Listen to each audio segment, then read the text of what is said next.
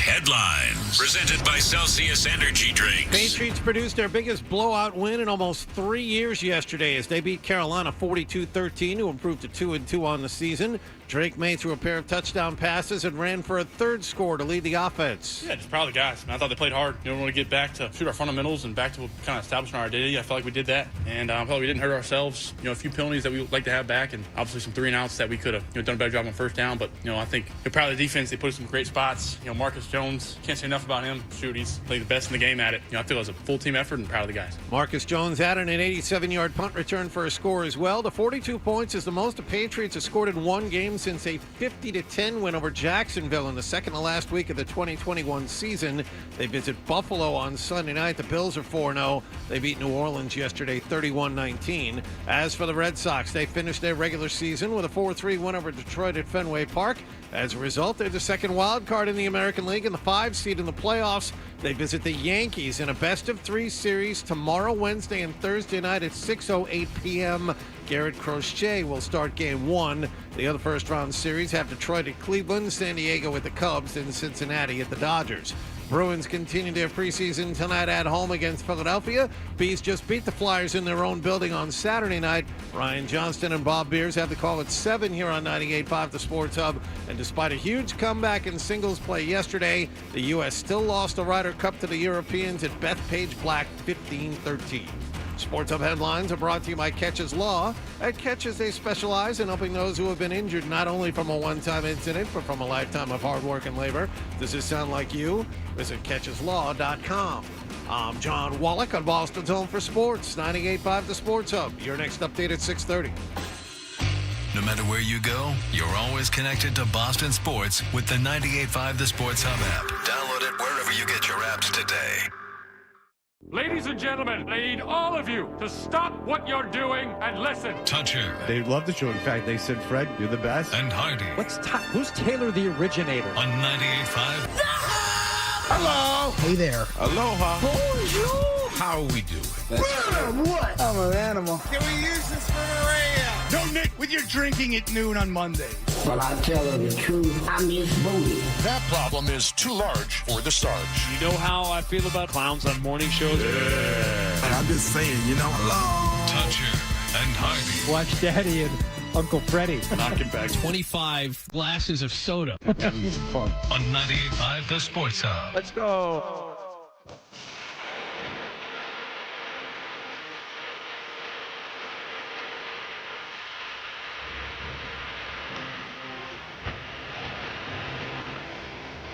Hey, good morning, everybody. Good morning. We are Toucher and Hardy, Town Fair Tire Studios, 617-779-0985. You can watch us on YouTube. Subscribe to 98.5 The Sports Hub on YouTube. And get involved in that. A big day on the show today. We'll have Mike Reese, Bob Socci around the NFL. Mike Lombardi's got a video out that's absolutely ridiculous. He's got what I would assume is a very bad toupee. A very bad toupee. And he knew he was being filmed, and it's just if it's not a toupee, something's going on. Maybe he's just got a boyishly thick mop of hair on top. But of it's his not head. like that. It's different than the rest of his hair. Like, it's a different texture than the rest of his hair. And it lies flat. And it just is flat, and it's like spread out weird. Yeah. Like, everything about it is weird. It's not good. It's no good. Hope everyone had a tremendous weekend. I'm even trying to think of what I did. Not a lot. Oh, I saw that. Oh, I was gonna text you on Friday. Did you go see that movie? I did. How was it? It was good. Which movie? The Leonardo DiCaprio movie. Paul Thomas Anderson. It's not a great name. Yeah.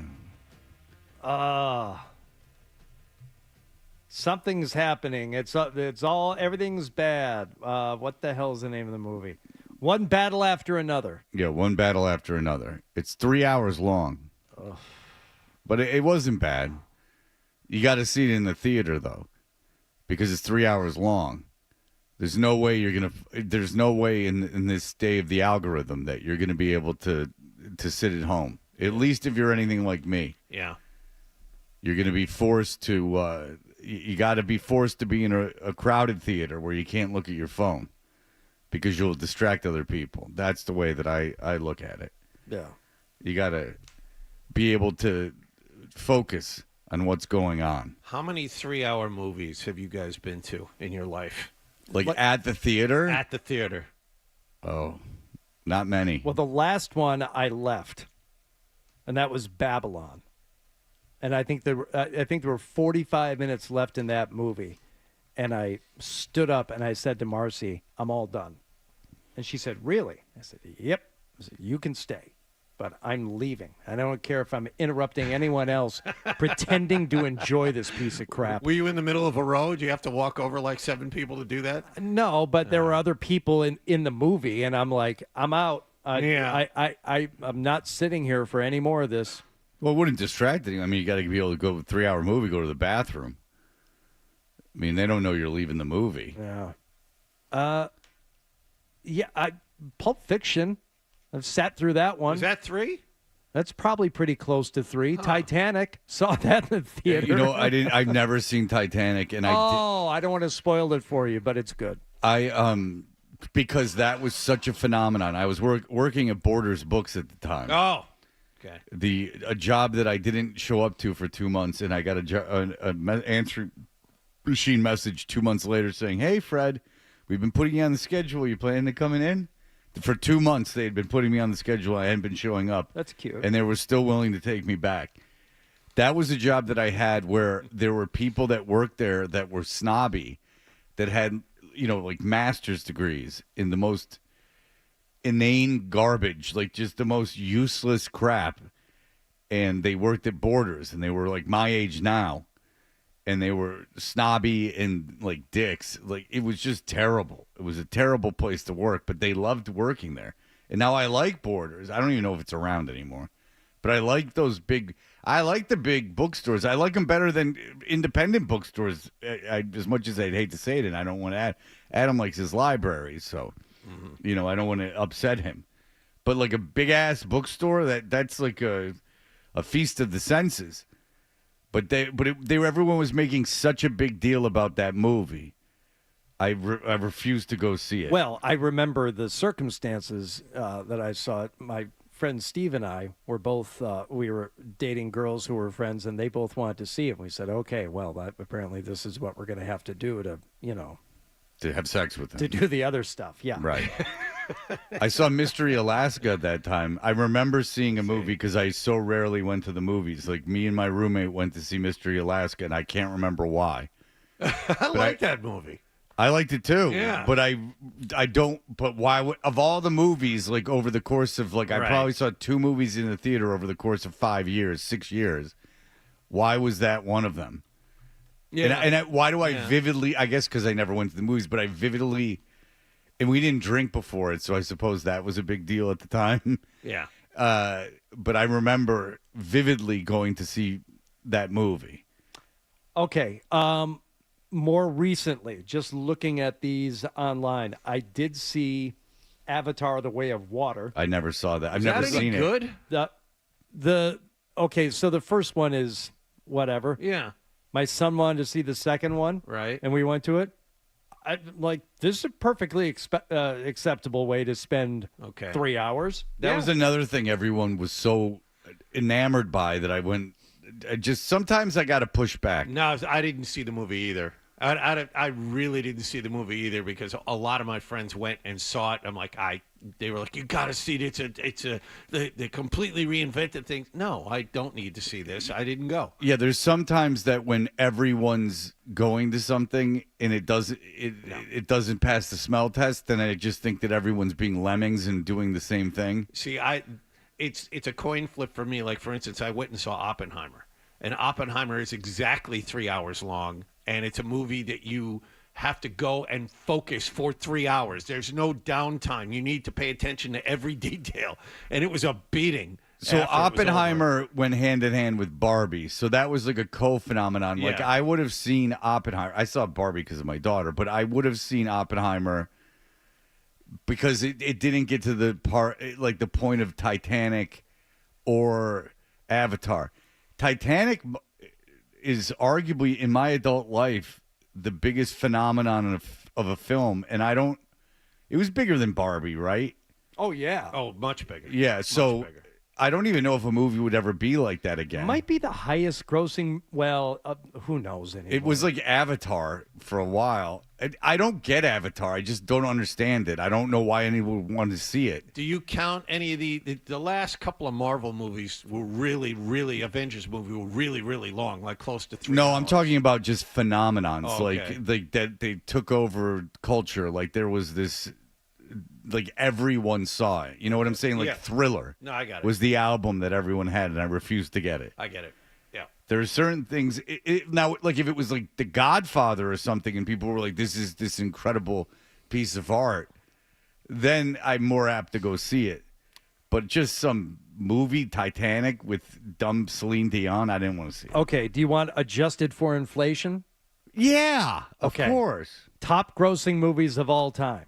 Okay, adjusted for inflation, there's one really old one on here. See if you can guess. Star what it is. Wars. Older than that, Star Wars is number 4. Where is The Godfather in that? on No, that list? that didn't make any money. No. John, it's not even in the top 10. Jesus. An older than it's Love Story, of course. Older than Star Wars. Way so older that's than Star way Wars. older. So that's in the 50s. I guess you're gonna say that's in the 50s. It might be 40s. Jesus. Oh, I would have no idea. The Casablanca, I don't know. Casablanca's 50s, I think. No, that's 40s, I It think. was released 1939. Citizen Kane. Birth of a Nation. That should be on someone's Toucher and Hardy bingo card. When will Fred mention Birth of a Nation? Birth of a Nation was screened in the White House. The Ku Klux Klan are the heroes of that movie. Epic, sweeping, hours long. Not the Ten Commandments, but I know what movie you're talking about. It's like the Ten Commandments. I know what you're talking about. There's like Lawrence of Arabia or something. It's not that. And there was a great Final Jeopardy one night having to do with this movie. It was Gone with the Wind? Yes. There you Okay. go. And here, the Final Jeopardy answer was the number one line, according to AFI, the number one movie line occurs 2 minutes before the 20th greatest movie line from the same film. So the number one movie line of all time Frankly, happens 2 minutes before the end of the movie, which also has the 20th greatest line of all time. And it was, you're right. Frankly, Scarlett, I don't give a damn. And then the 20th greatest line, according to AFI, was "Tomorrow is another day." Oh, okay. That's the last line of Gone with the Wind. So there we go. It's Gone with the Wind, then Avatar, then Titanic, Star Wars, and this is where I have no idea. Avengers Endgame. Of course, even adjusted for inflation, Avengers Endgame is the 5th highest grossing movie of all time, which I will never see. Which is funny because it didn't come off like Titanic or Right? those other films that we mentioned. Yeah. people wanted to see it, but because it was the conclusion of the 27 other movies, it wasn't a standalone, like, oh my God, you have to Right. go see this movie. And it was like, I if get you look back at you can do it if you so choose. You can go to YouTube and look at what it was like when Star Wars came out. First of all, Star Wars wasn't supposed to be anything. And then it just like this, it invented like the geek. Right. Like people didn't even know that audience was out there. You have to understand, when the people in Star Wars, like Carrie Fisher found out that it was going to be called Star Wars, she was like, I can't. And then if you put yourself in her space, it makes sense. She's like, "You're gonna what the hell, Star Wars? This is so dumb." Mark Hamill has done multiple interviews where he's like, "I got the script." I'm like, "I can't." Well, when they were making it, they're like, "This What looks the hell cheesy is as this?" hell. Like Right. everything looks bad. Like we're walking around on these dumb sets." He like passed it around like, "You want to do this?" And they called it Star Wars, Yeah. which is a dumb name for a movie. And if you're just looking and reading the script for the first time, it's obvious now, but the script is just your basic fairy tale plot where, the young poor kid and, befriends the princess and then, ends up being, daddy issues and all this stuff. It's like this story's been told 1,000 times. Right. What are we doing? And so they open the movie, and all of a sudden, I don't know how it came about. Like, I don't know what's the Star Wars or George Lucas. George Lucas had done the 50s movie, right? That was the other movie that he did.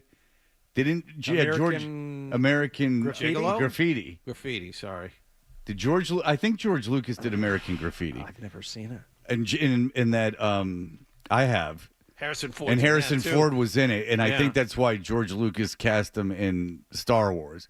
You're right, it is George Lucas. Okay, so George Lucas has done American Graffiti, so that's not like a geeky film, but all of a sudden, anyway, they open up Star Wars, and it wasn't like this. I don't believe it was this like gigantic release. And No, the second one had way more heat on it than that one. so, did. but they Yeah. open them up, and there's men lined up for blocks and blocks and blocks, and they're like, "What the hell is going on?" And they're like, these geeks are just obsessed with this movie, and it became this huge thing. And then they, of course, marketed it to us, and they started making toys. Now, I don't recall Star Wars coming out, but I do recall Empire Strikes Back, because apparently my dad let me leave school for Empire Strikes Back, and which I don't believe happened. The more I think about it, because there's no way my dad took off work to go to a movie, and there's no way my dad did something with me that I wouldn't remember.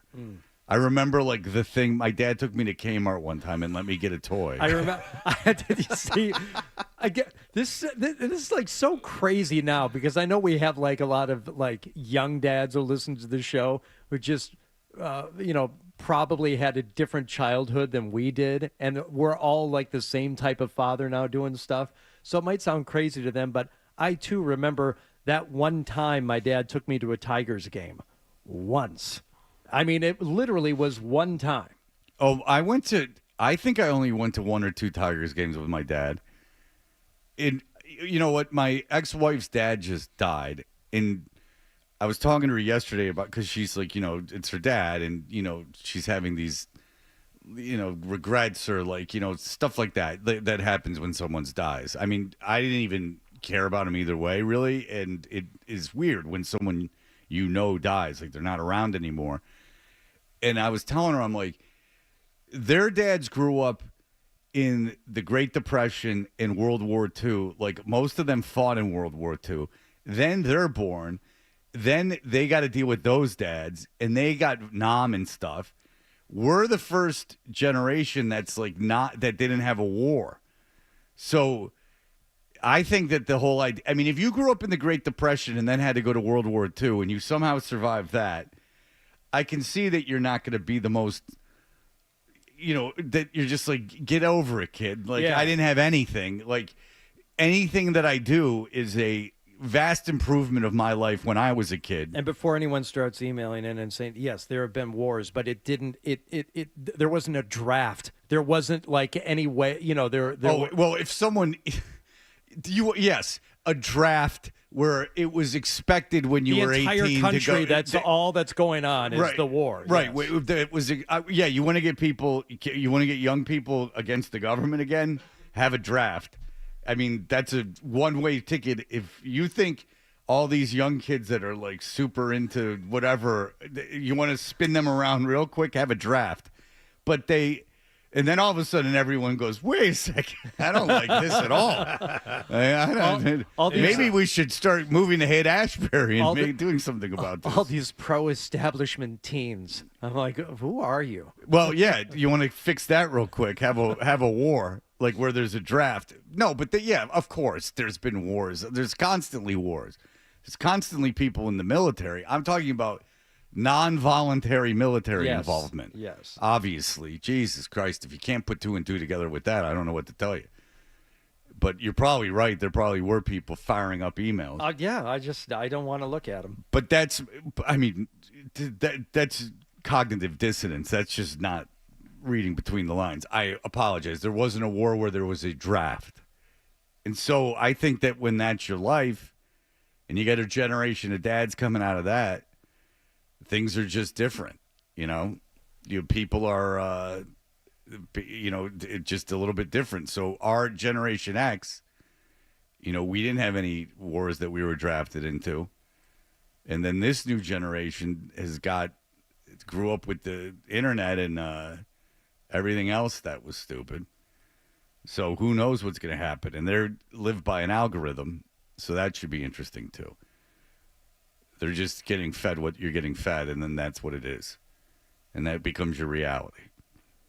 So there you go. So anyway, I was telling her, I'm like, look, it's just dads weren't like that. Like dads weren't super, touchy-feely. They didn't do things necessarily with you. Like their job was to work.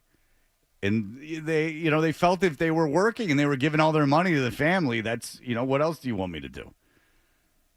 Which used to be enough, but now it is not enough. Now the money is expected. And everything else is, you got to do everything else, which I don't mind. I enjoy it.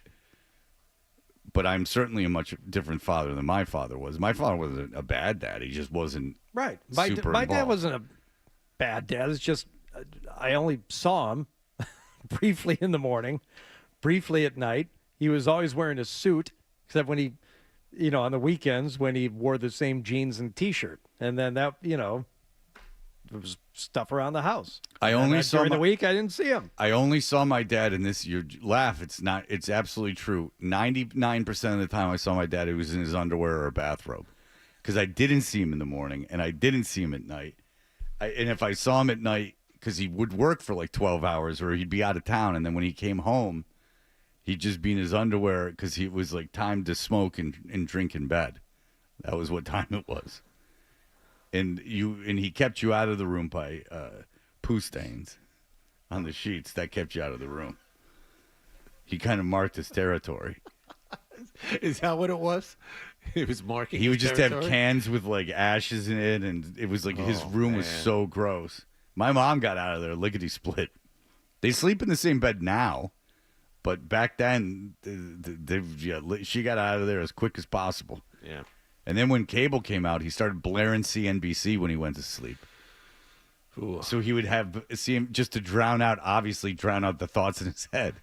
He had to have CNBC, like, when it was Congress, it was just Congress, uninterrupted with no narration. Yeah, with the little numbers in the corner. like where there's votes and stuff. That's a good show. Yeah. So my dad would, obviously, because it was like mindless, he would put that on. He wasn't paying attention to it. He didn't know what was going on.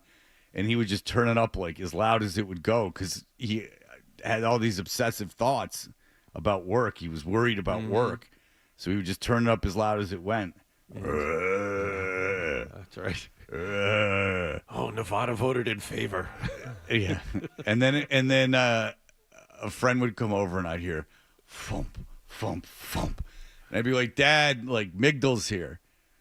Jesus Christ. And he'd have to go put on a bathrobe.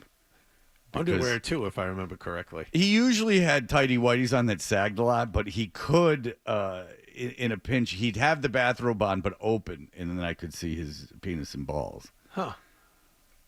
Yeah, he wasn't, when he was home, he was hanging loose. Yeah. It's his house. And then we go on vacation, and my mom would start immediately tearing into him because he wasn't doing anything with her or me. And he would be like, I need 2 days to get into the mode. And I just remember thinking to my mom, like, well, just leave him alone. Like, let him sit on the couch and watch golf. Like, that's really, like, what he wants to do. Heaven. It's not even that he likes golf. It's just that he wants to lay on the couch and try to get away from his thoughts. Yeah. All right, we'll be back in just a moment. A nice win by the Patriots yesterday and a dominating win, and we will talk about that in just a moment. Toucher and Hardy, 98.5 The Sports Hub.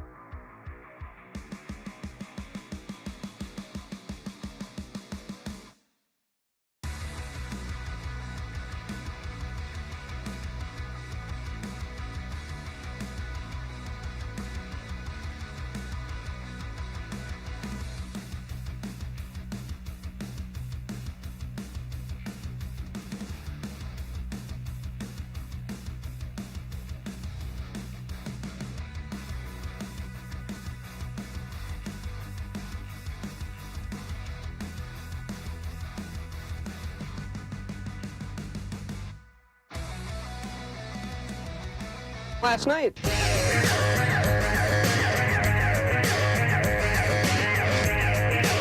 Hey, we're Toucher and Artie. What happened last night's brought to you by Leonard Hair Transplant Associates, where your hair doesn't have to be a game of what happened. So change your lettuce and change your life with Dr. Matthew Lepresti at 1-800-GET-HAIR. Hardy, what's going on? Patriots playing host to the Carolina Panthers yesterday, and didn't start great for the Pats. Thigh-high snap. Young throws it to the back of the end zone. Open man. Touchdown, Carolina. That ball laid out there toward the back line. Beautifully thrown to Tremble, the tight end, and the Panthers strike first. What we've done, it's our game number 4 right now. That's the easiest drive I've seen against us yet this year. Okay, so Scott Zolak first says pathetic. Then he says it's the easiest drive he's seen against the team so far this year.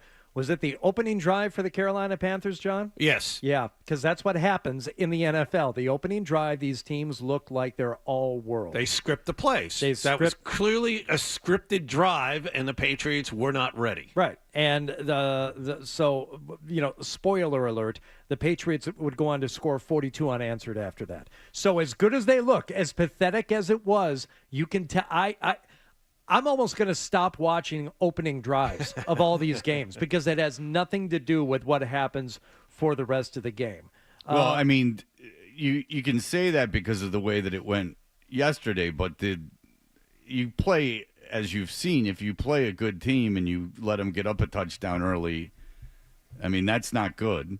And remember, they were on the ropes a little bit because they went 3 and out on their next possession, and then there was a punt return for a touchdown that got momentum going, and then that was that. Yeah, well, we're going to get to all that, but I still say you already said that they scored the points, so I figured that we were already you already ruined it. Yeah, you already said that they scored 42 unanswered points or whatever.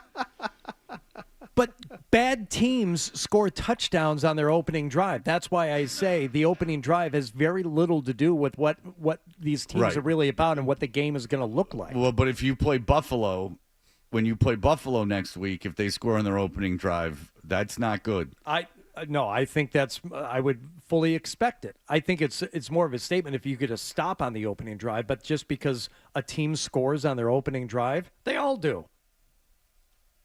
I mean, bad teams score on their opening drives all the time. We see it week in and week out. You sit and used to see it even with good teams when in the Tom Brady years, they would march down the field, score the touchdown, and they wouldn't score again until the end of the first half when they're trying to get the magical double score. Because opening drives against the Patriots, even during when they were really rolling, other teams would score early, and the defense looked completely lost, and then whatever adjustments were made.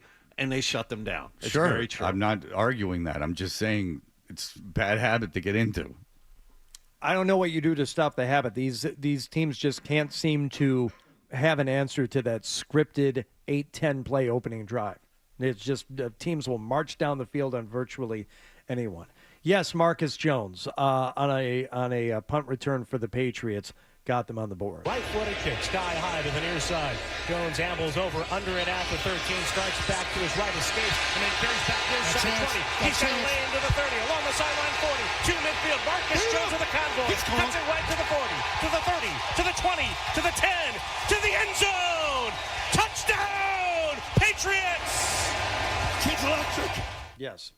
Zub was doing a fair amount of stepping on Socci yesterday. Yes. Why is this week any different than any other week? Well, no, it was a fair amount, though. Wasn't it? Oh, okay. Yeah, it was a fair amount because I was in the car for about 5 minutes of that game. I had to drop my daughter off somewhere, and there was a bit of a miscommunication between the two of them. It was more egregious yesterday. this week than normal. It wasn't like egregious. It just was.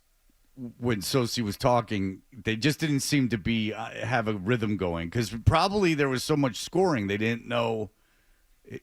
In all seriousness, there was so much scoring and there was so much going on that it was probably an adjustment. And some long plays too where Zoe just can't contain himself. Pressure free, high kick to the near side, backpedaling Marcus Jones. He's under it, near side 25, stutter step. He's going to sweep back to the left, trying to get outside. Runs the coverage to the far side 30, turns it upfield at the sideline 40, stays on his feet to the 50, hit and runs past the 40-yard line, gone to the 25-20, tripped up at the ankles by the shoelaces as he falls to the earth. He nearly broke another. What an electrifying player with the ball in his hands on a punt return. Did you hear Zoe at the very beginning, though? He identified something. Listen at the very start of this. Pressure free, high kick to the near side back. What did he say? Chance here, Bob. Oh. You just saw the way the field was lining up and the way it was working.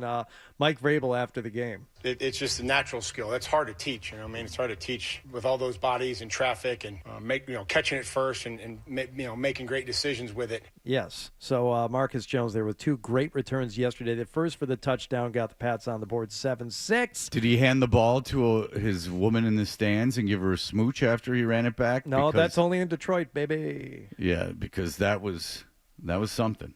I liked it. That was very sweet. Drake May would take care of the scoring on the second Pats touchdown of the day. Gibson the back, play fake to him, rolling left May with a ball fake. He's going to angle to the pylon. He's going to score a touchdown. Patriots. Come on, Drake. Do what you got to do right now. Right now, your weapons are your running backs and your tight ends. That was a big tight end running back drive. Mix it up. This kid just effortlessly gets to the corner. It was fun to watch. I mean, that was good, but more importantly, getting guys involved. Stephon Diggs, seeing him getting involved. May takes the shotgun. Sorry, go ahead, Fred. Well, I mean, I was just going to say first carry of the game is Stevenson, so that took away he's going to be benched for the game. Yeah. You know what? He was such a part of the game plan yesterday. I didn't even think about it when I was putting together the story for today. I was surprised to see him, and then kept seeing him. I'm like, he's still out there. Yeah, but I don't know if you guys agree with me. It was a little odd. He led all running backs in snaps. I think he had 28 of them, and that was more than anybody else. But you'll notice when the Patriots were close to the goal line, it was Antonio Gibson. And you'll also notice when the Patriots were backed up inside their own 5, it was Antonio Gibson or Travion Henderson. Middle of the field, Ramondre. Well, they put him at the goal line. They did. Yeah, Stevenson had carries at the goal line. He did yesterday. How many? It wasn't many. I didn't say he had a lot, but he did get carries at the goal line. I think that Vrabel started him as a show of confidence, but plays that ordinarily would be his, some of them went to other backs. Yeah, but not all of them. So it seemed like he was kind of making a statement because he did put him in goal line situations, and Stevenson did get carries.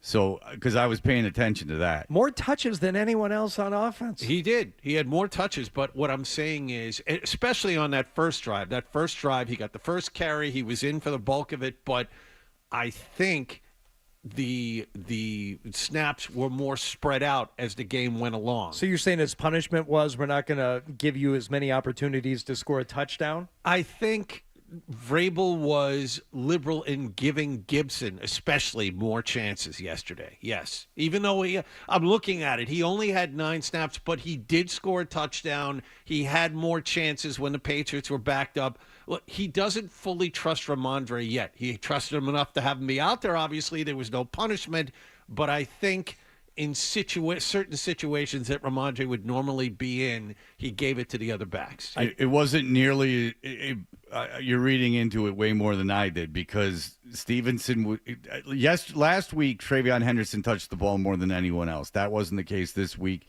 Stevenson started the game.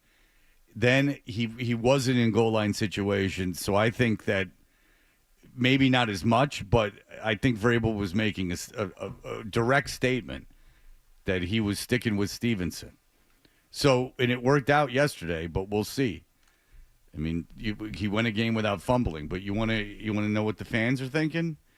Here we go. Alf. Me too. Don't feel bad. Alf. Alf, you got your smokes? Yeah, I do got my smokes. I got it all today. I got my coffee. I got my Patriots win. We erupted. Let's go. Right. Hey, listen, I think this is reminiscent of 4 years ago, man, when we had a new cast. And we ripped off. We started slow. We ripped off and then got to the playoffs. But this time, we're not going to lose to Buffalo like we did 4 years ago. I think Sunday night, that's going to be a good test. I think we're ready. Well, I there think you so go. too. Hey, you beat them in the last game of the season last year. Just keep it rolling. You know, Yeah. they had everybody out there, and you still 2 whooped years them. ago, we beat them early in the season. Yeah, That's right. Yeah. 2 years ago. Weather had a lot to do with that. Right. That was there was. No. I'm talking about 2 years ago. I'm not talking about that one 4 years ago. Okay. All right. Well, there you go. Yeah. They there you have it. He said 8 of the next 10 that the Patriots will win, and that will put them at 10-4. Wow. So they'll be 10-4 with 3 games remaining. So look out; they could be 13-4 at the end of the season. I would expect that. They beat Carolina very handily. Yep. They beat a 1-3 team by a lot. A 1-3 team that has had no sacks going into the game. A 1-3 now I don't want to do this, but I will. And a 1-3 team that was missing everyone. All right. Who has Bryce Young as quarterback. All right. Yep. If you now you say, well, they killed Atlanta. Yes, Penix thought it was colorblind in that game. He thought that the other jerseys were his team. It was a great win. It's a win that you didn't get for a long time. It's a dominating win over a bad team, and that's what you're supposed to do. You can't ask for more than a dominating win over a bad team. But the idea that this is going to translate, and if you beat Buffalo, then you got something cooking. Then you're 3-2. You beat Buffalo. You're you're up there in the division. You're 3-2. Then you can, if you beat Buffalo, then you have the Saints and Titans after that, and maybe you start rolling along. If you beat Buffalo in Buffalo, then the narrative changes, obviously. But if you lose to Buffalo and then you're 3-3, then everything is probably what it was going to be. So it was a very nice win. And look, there's hope. And this is all you wanted in this season. If there's hope, if you beat Buffalo, then there's a lot of hope. And right now there's hope that I guess you could go to Buffalo and beat them. Until that happens, I wouldn't count my chickens just yet. I think Alf was in the minority. I'd like to believe that's No. the case. No. You don't think so? No, I knew it was going to be like After this today. a 42-13 win, no, Alf is not alone. No, he is not alone. There's a lot of people, and it's fun, and there's a lot of people that are going, all right, now, Buffalo doesn't stand a chance, and that's great. And that's what you want. And if they beat Buffalo, I will sit here and I'll say, really, who am I to say? I mean, you're undefeated in the division. You're 3-2. You went on the road. That's one of the toughest games for you this season. Certainly, one of the toughest games this season that you're going to have. You played 2 garbage teams after that. Maybe not as bad as Carolina in the iteration that you played yesterday, but bad, real bad. Ass, according to Cam Ward, is what he described his team as. Tennessee's pretty bad. So, and New Orleans was supposed to be the worst team in football. They've hung around in some games, but they haven't won. And so, there you go. That's you could. Who knows after that? Then you're. What would you be at that point? You'd be 5-2. Mm-hmm.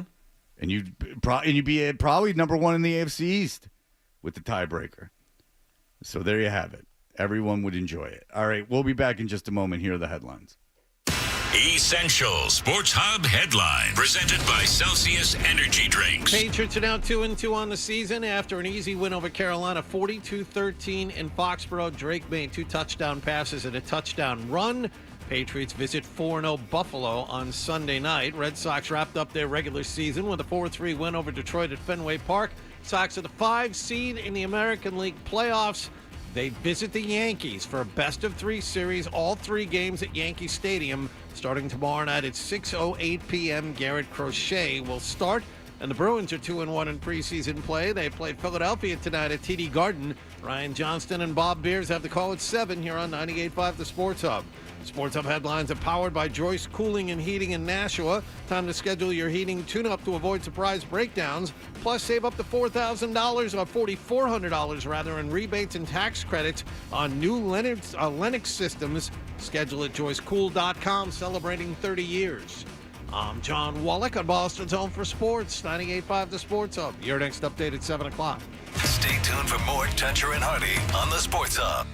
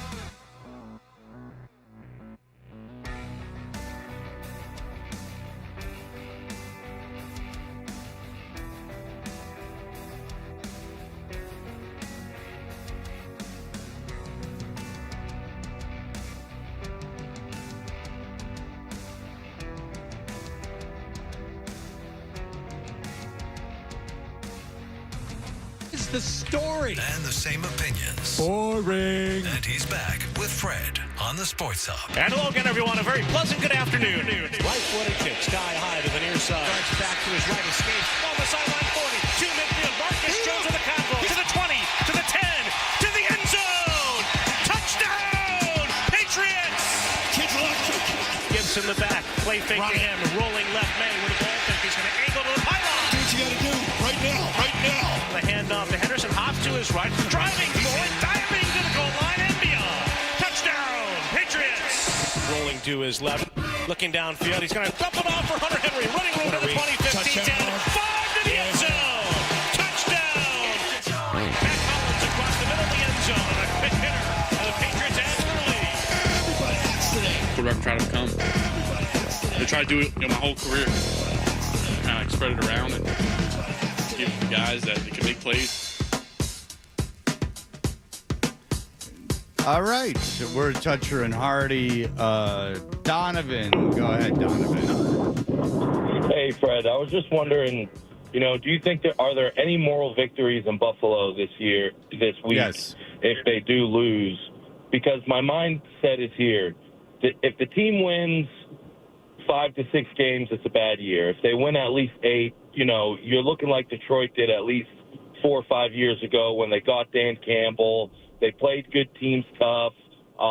They were losing by a score, a field goal. And if you're able to do that against a team like Buffalo and play well, then you got to think, you're looking like Detroit did 4 or 5 years ago, and you see the growth and you see the progression throughout the season of this team getting better. So I completely agree. You guys kind of Right, and I completely agree. And remember, Dan Campbell's first year, they won 3 games. And then the next year, you're right, they improved, and they kept Green Bay out of the playoffs the last week of the season, and that was like a playoff game to them. I absolutely believe at Buffalo on Sunday night, if you hang with that team, of course, if Drake May plays well, absolutely. They're so much more talented than you. Yeah. They have 7.5-point favorites this morning. And they have the second best quarterback in football. Pittsburgh as a moral victory at all. I thought it's just a really bad loss. Okay, so I understand what you're saying, but here's what that did. That loss, in the way that they lost, it showed them, in my opinion, you could make the argument that it showed them, look, it was evidence. If you don't F up, if you don't make mistakes, you're going to beat these teams. You handed this game to the Steelers. Look, if they would have lost that game 42-13 with those turnovers, that's not the lesson that you get. But you can say, if you don't make these mistakes, you can see it on film. You would have won this game. You would have won it. You handed them the game through your own mistakes. You were talented enough. We had a good enough game plan to win that game. Then you turn around, you don't make any mistakes against a Panthers team. And then I believe totally if you go into Buffalo and you hang with that team, absolutely. They're so much better than you. Of course. I think that's great. Yes, absolutely. Yes, absolutely. Now, I have one more question.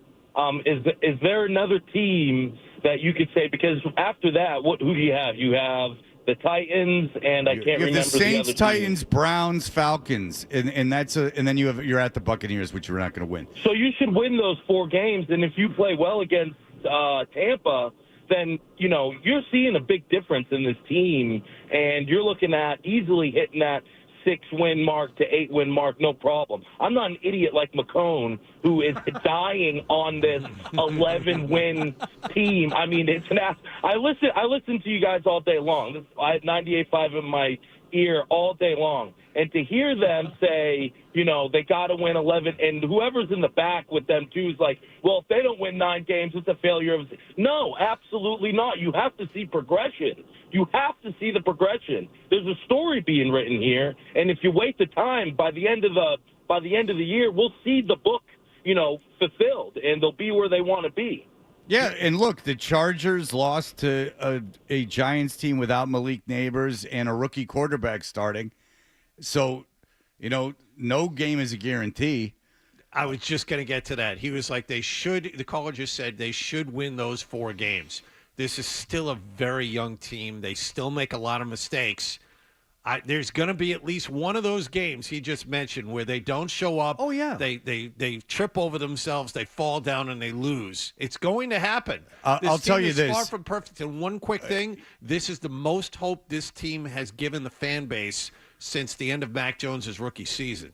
I mean, it's 3 years at least. I would argue it's better than that because Mac Jones, unless you had your head on backwards, you knew wasn't going to be a really good NFL middle quarterback. The middle of Mac Jones' rookie season, where they were destroying teams, there was actually talk of a Mac Jones, Tom Brady Super Bowl at one point. Yeah, that wasn't me though. No, I understand, but no, for the I base, never thought that. Well, the fan base was the well most offline. hope the fan base has had in 3 years. Yeah, you got a new coach. You got a quarterback that looks like he's going to be very, very good. He could be a top 10 quarterback for sure. I think that's kind of expected now, which is hitting an incredible lottery. So, look, the Saints are terrible and the Titans are terrible. The Browns are a little bit better than you think. And the Falcons, if Penix doesn't turn the ball over 75 times. I'm not sure what to think about the Falcons after the last 2 weeks. Yeah, I have no idea. If Penix is a bit of an adventure, but if the Saints are terrible and the Titans are terrible, you're on the road for those games though, which isn't ideal. The Browns are better than you think. Yeah, the Browns defense is pretty good. And this team, I watched them a little bit yesterday. They beat the crap out of a bad team yesterday. Still is not up and running. But it shows that you're not the bad team, right? You're no longer like the bad team. Look, in Carolina was beat up and stuff, but Carolina's worse than you. So you put some space between you and the worst teams in the NFL, and you killed them. You couldn't have done any more. That's as good as you could have won. So no complaints. You're not at the bottom of the NFL anymore. You're probably more in the lower middle. And that's a great victory, especially with that quarterback. I will take it. Especially with that quarterback. With the last 2 years, I will take it. I don't care how bad that team was. The fact that you were able to take a bad team and do to them what you were supposed to do to them is a win. Yeah, it was a game where it was decided before halftime. Like you knew that the halftime that they weren't going to lose that game. And that's a good feeling to have for everybody. All right, we'll be back in just one moment. More Toucher and Hardy on the way on the Sports.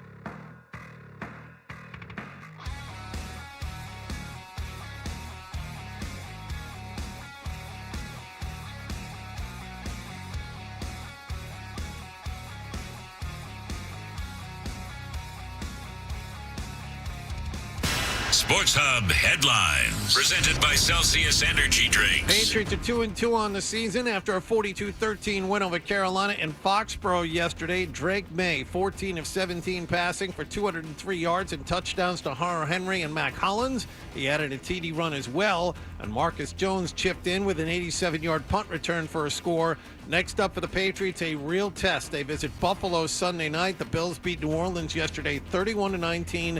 They've started the season 4-0 and have won 14 straight regular season home games. Buffalo played New Orleans yesterday. They're 4-0. Last night, Dallas and Green Bay played to a 40-40 tie. Red Sox finished up their regular season with 89 wins. They beat Detroit at Fenway Park 4-3. Sox are the 5 seed in the American League playoffs this year. And thanks to a Toronto win yesterday to capture the AL East, they visit the Yankees in a best-of-3 wild-card series starting tomorrow night at 6:08 p.m.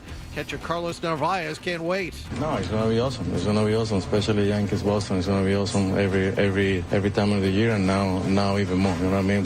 Like I said, we're like our goal is get out of there in 2 games and bring postseason back here in Fenway. Garrett Crochet will start game 1. Bruins continue their preseason tonight at home against Philadelphia. Ryan Johnston and Bob Beers have the call at 7. You're on 98.5 The Sports Hub. And in golf, despite a late charge, the U.S. still came up short in the Ryder Cup, losing to Team Europe 15-13. Sports Hub headlines are brought to you by the $14.99 Big Deal Meals at the 99, like the crispy fried twin catch with North Atlantic cod and crispy shrimp. Available every Monday through Wednesday for just $14.99. You gotta love the 9s. I'm John Wallach on Boston's Home for Sports, 98.5 The Sports Hub. Your next update at 7:30. You actually coaching the game, or it's just that is. I feel so strongly about that. I can't even tell you. Boston Talk Sports here. What do we got? Sports. Oh boy, I guess it's time for more Toucher and Hardy on 98.5 The Sports Hub.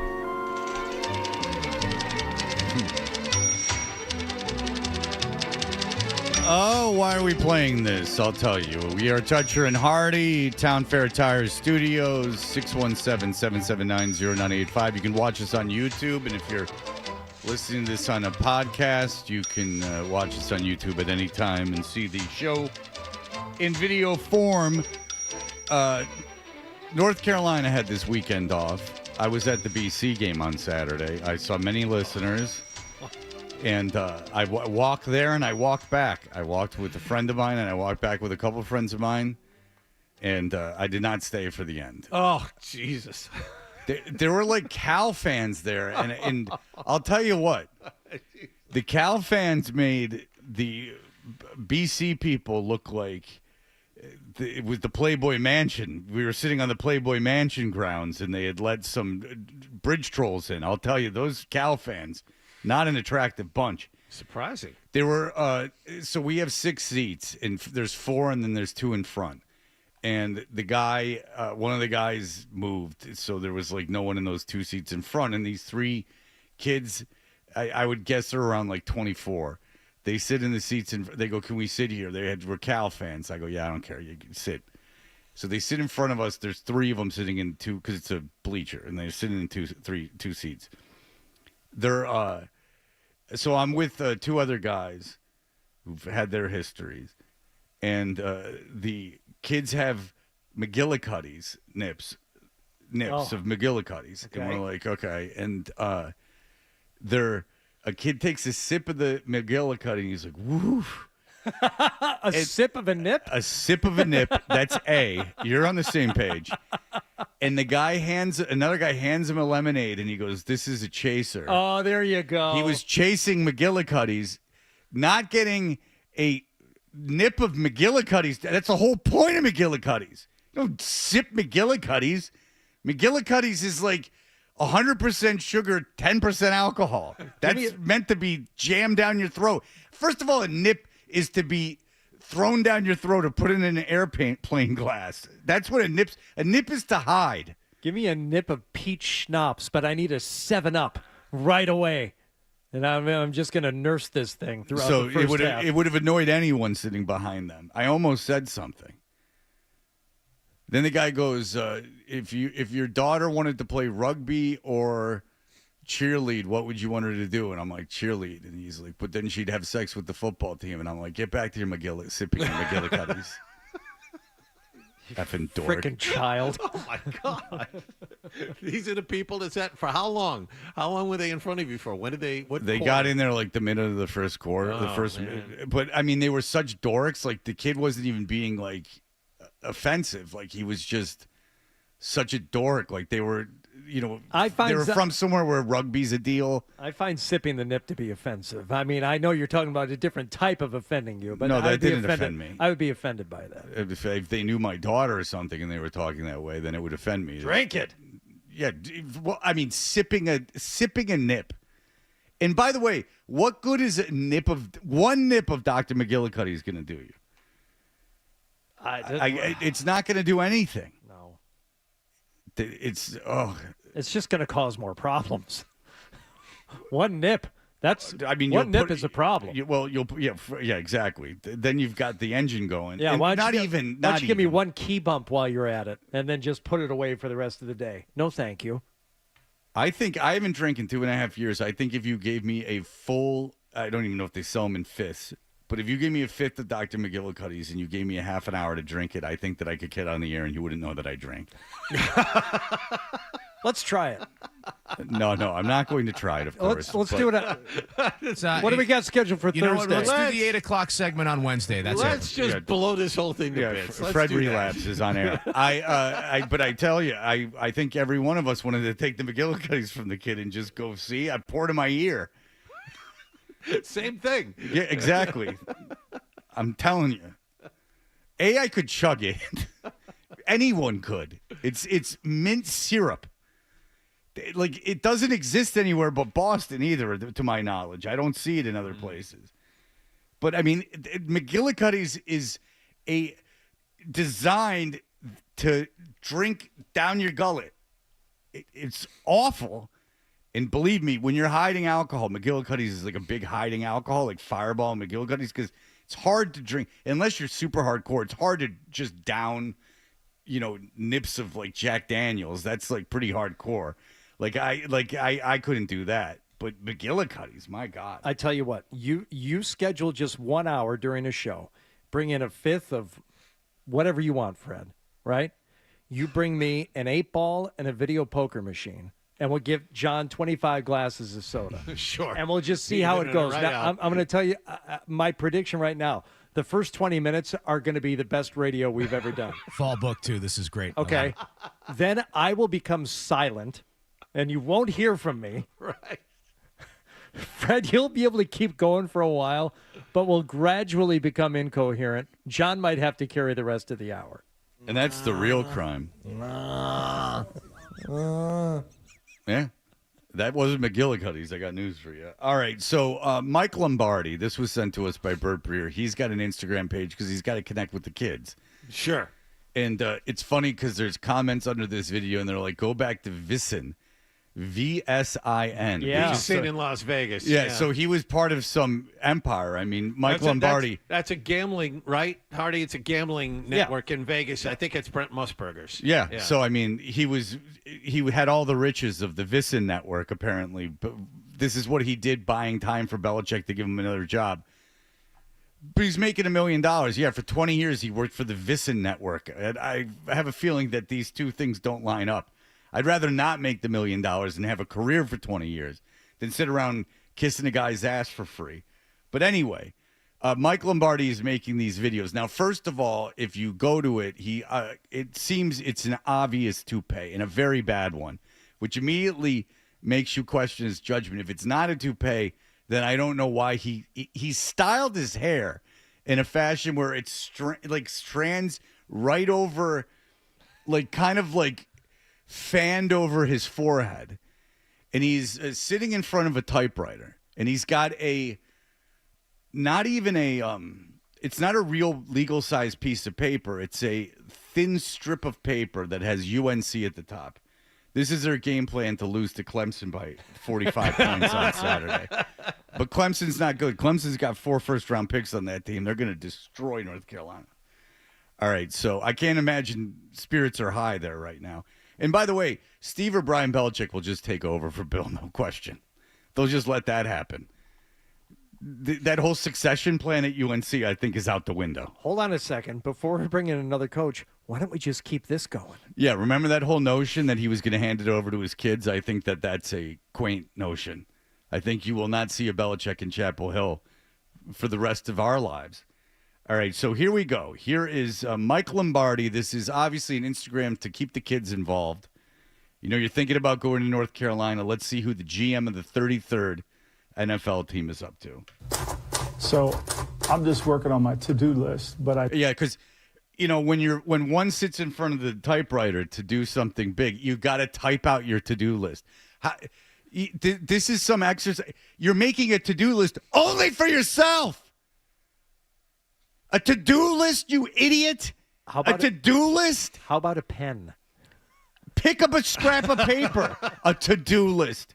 And by the way, he's in an office. Like, what do you do? I showed up early at the office today and got out my typewriter and made a to-do list. Wow, you're working super hard. No wonder you're 2-2 and can't beat a Power 4 team. He's typing out a to-do list. So he's typing out nonsense that's just for himself. And you can't see this, obviously, because it's the radio.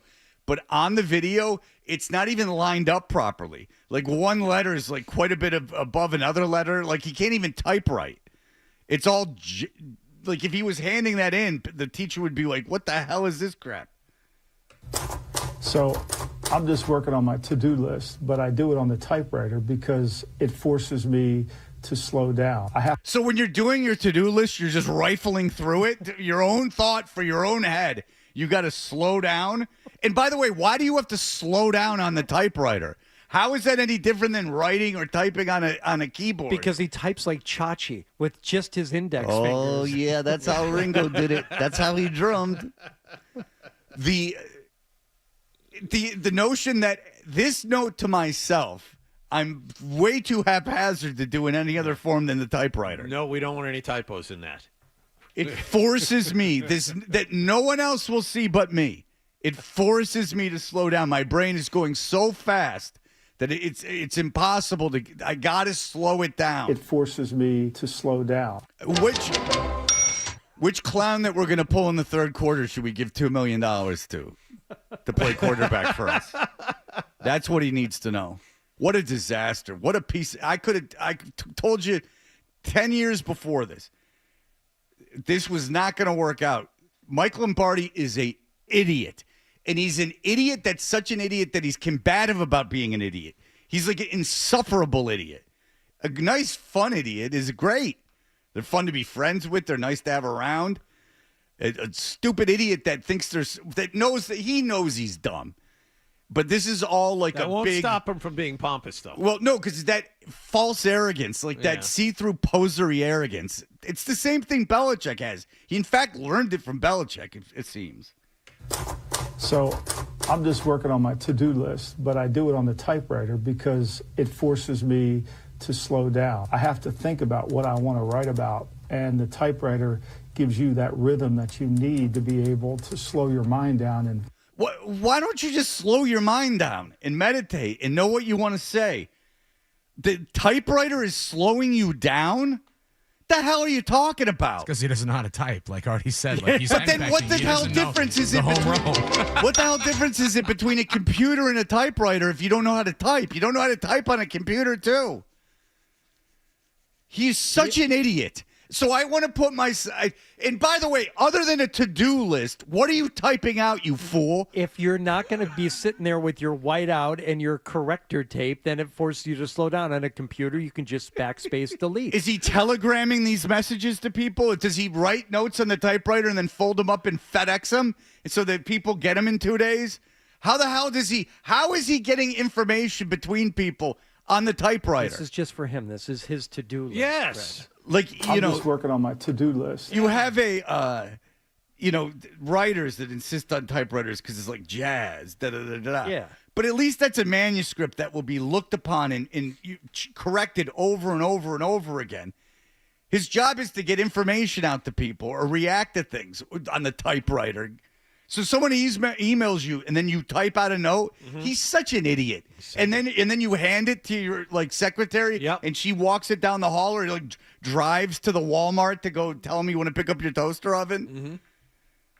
Typing everything out. What a fool this guy is. He doesn't have enough to do, so he invents ways to fill his day, and one of those ways is to do typewritten to-do lists. What if Adam was like, I only want to do stuff on a typewriter, and then we're at home and we're like, well, what are we supposed to, how does that help us, Adam? So you'll have a big note to yourself when you get in, a nice fresh typewritten, you'll mimeograph them. And you guys reams of paper that I've typed out the day before. What the hell is wrong with this guy? He's that one guy in the office that gets there 3 hours before he needs to. Belichick and the guys are looking at film, but in the office, Lombardi's the only one there, and he gets there at 5:30 in the morning. Yeah. He really doesn't have much to do, but he's there to justify his existence. Well, that's a big thing is that, oh, look at how much I work. Look at how hard I work. What are you doing?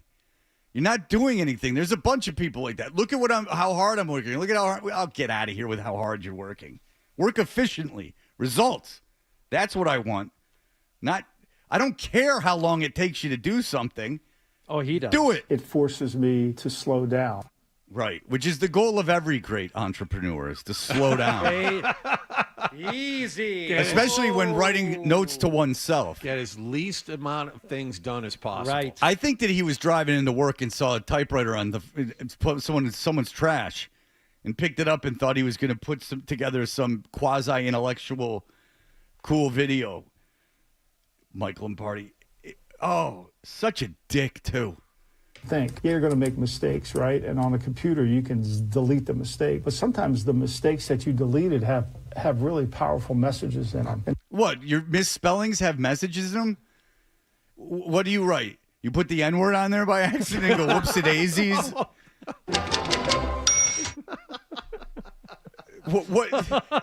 Sometimes the mistakes have something in them. What the hell are you talking about?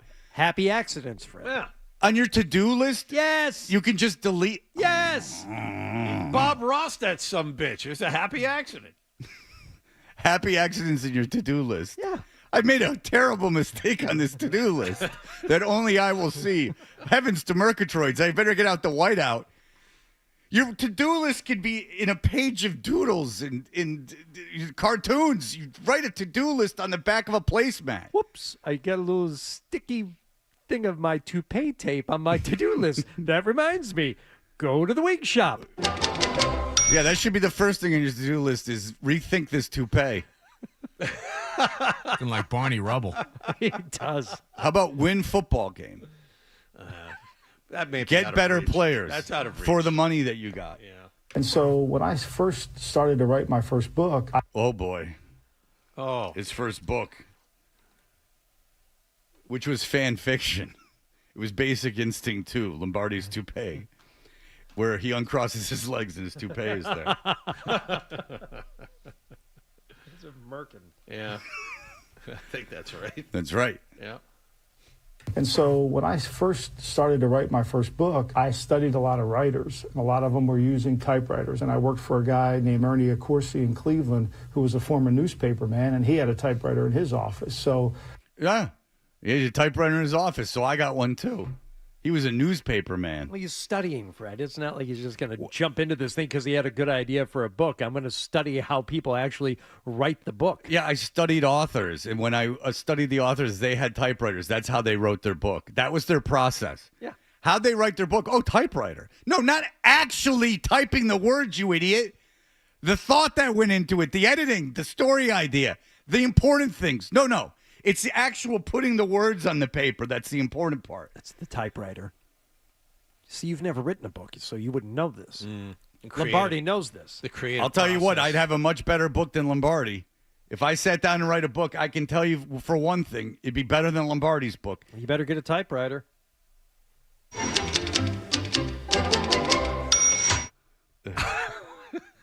Just everything he does is the worst. I kind of got used to using it, and it helps me slow down and think, which ultimately is what this job's all about, thinking. He's only about a third of the way through the season, too. I mean, this is... The job is all about thinking, as opposed to your job, which is about you're on the assembly line. Oh. His job is unique because it's about thinking. That's why he got a typewriter, because it helps him think. I have to think about what I want to write about. Right. Now, over here, I have a ruler and compass, and you'll notice that it makes perfect circles because it gives me time to think. Idiot. When I wrote my first book. You wrote more? You wrote books? What did you do for your third book? Well, I went to Kinko's and copied it and handed it. I studied a lot of writers. Waited for Belichick to open the mail to sign for the package. He's a fool. All right, Mike Reese is going to join us. Big victory for the Patriots yesterday. Good feelings all around. We'll be back in just a moment. I'm just working on my to-do list, but I do it on the typewriter. Toucher and Hardy, those scamps. They'll be right back on the Sports Hub.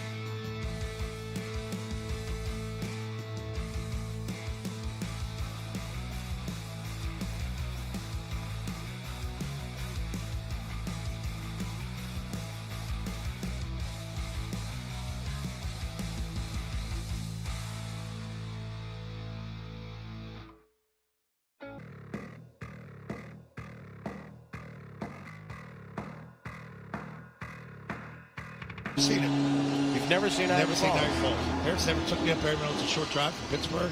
You need a passport to see that? If you go to the Canadian side. Okay. Which is generally regarded, I think, as the better vantage point. Yeah, but you need to see. can do it Sunday morning. Absolutely. Right. Get up and go. I know, I should. The third down and 2 for Carolina. Bet you would say you never saw Niagara Falls, which I have actually seen. It's like 20 minutes from there, 20 minutes from Buffalo, something like that. I don't know. I saw it on the Canadian side where there's the Ripley's Believe It or Not So museum. did I, yeah. It's a beautiful area. Yep. They really did a magical thing with Bang that up town. job, yep. Mike Reese is going to be in Buffalo on Sunday night. He is ESPN's NFL Nation reporter covering the Patriots. Hi, Mike. Good morning, Fred. Hey, Hardy. Hey, John. How are we doing this morning? Hi. We are doing well. What did you make of the handling of Ramondre Stevenson yesterday? It seemed that Vrabel was trying to make a little bit of a point. Well, Fred, first of all, I've also seen Niagara Falls. I did it one time for all these years going to Western New York. I said, I have to go, and I waited till it was like an early September game out there and went out early. Now, were you? So I just want to throw that out there. Were you just enamored with its majesty? Not really. You might have to go to the Canadian side because if there's a government shutdown. Oh yeah, that ain't going to be open. That's a good point. Yeah.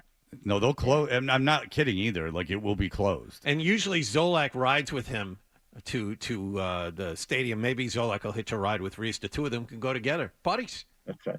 That's right. Well, That's right. You got to hope there's no government shutdown because there is. Niagara Falls will not be open on the U.S. side. You'll have to cross the border. Bring your passport. Yes. Yeah. 50-50 between Ramondre and Travion Henderson with Gibson mixed in there. So, yeah, I think that was the statement, Fred. You know, we're sticking with them. Now, what, do you agree with that? I think so. I think they need them. And I would say one other part of that, probably they gave Antonio Gibson the early snaps in close at the goal line. I thought that was sort of interesting instead of Ramondre. So I think they went in with a strategic plan to say, big picture, we still need him, but maybe we'll just manage how we use him a little bit closer than we have in the past. I thought it was interesting, too. The Patriots were backed up inside their own 5 at one point, thanks to a good punt. And you didn't see Ramondre out there either. You saw you saw Gibson again. You saw Henderson. And once they created some room, once they were outside their own 5, then he brought Ramondre in. So it's more trust but verify, I think, with Vrabel and Ramondre at this point. Yeah, I think it's a great observation, John. Like that was part of their probably plan going in. And I like the way Vrabel put it. Like they needed to put out that fire. So you turn the ball over 5 times the week before. The other team sees that. They're coming after the ball. Can you prove that you can put out the fire? And they did. All right. Go ahead. What were you going to say something? Our rhythm's off. No, it is a little bit just because the game was, aside from the opening drive from Carolina, it was over kind of early. So it ended up being the perfect spot for the Patriots. Or did you see a lot of improvement that you think would have manifested, not regardless of the team, but you would have seen increased play despite who they were facing yesterday? Felt like old times a little bit, Hardy, didn't it? We haven't had a game yeah, like I'm just trying to figure out, is that because it was Carolina, or did they really figure out a lot of stuff over the last 6 days? So I think it's more the second part. They figured out stuff, and really it's a simple thing. They took care of the ball, and when you like that, that's a big part of it.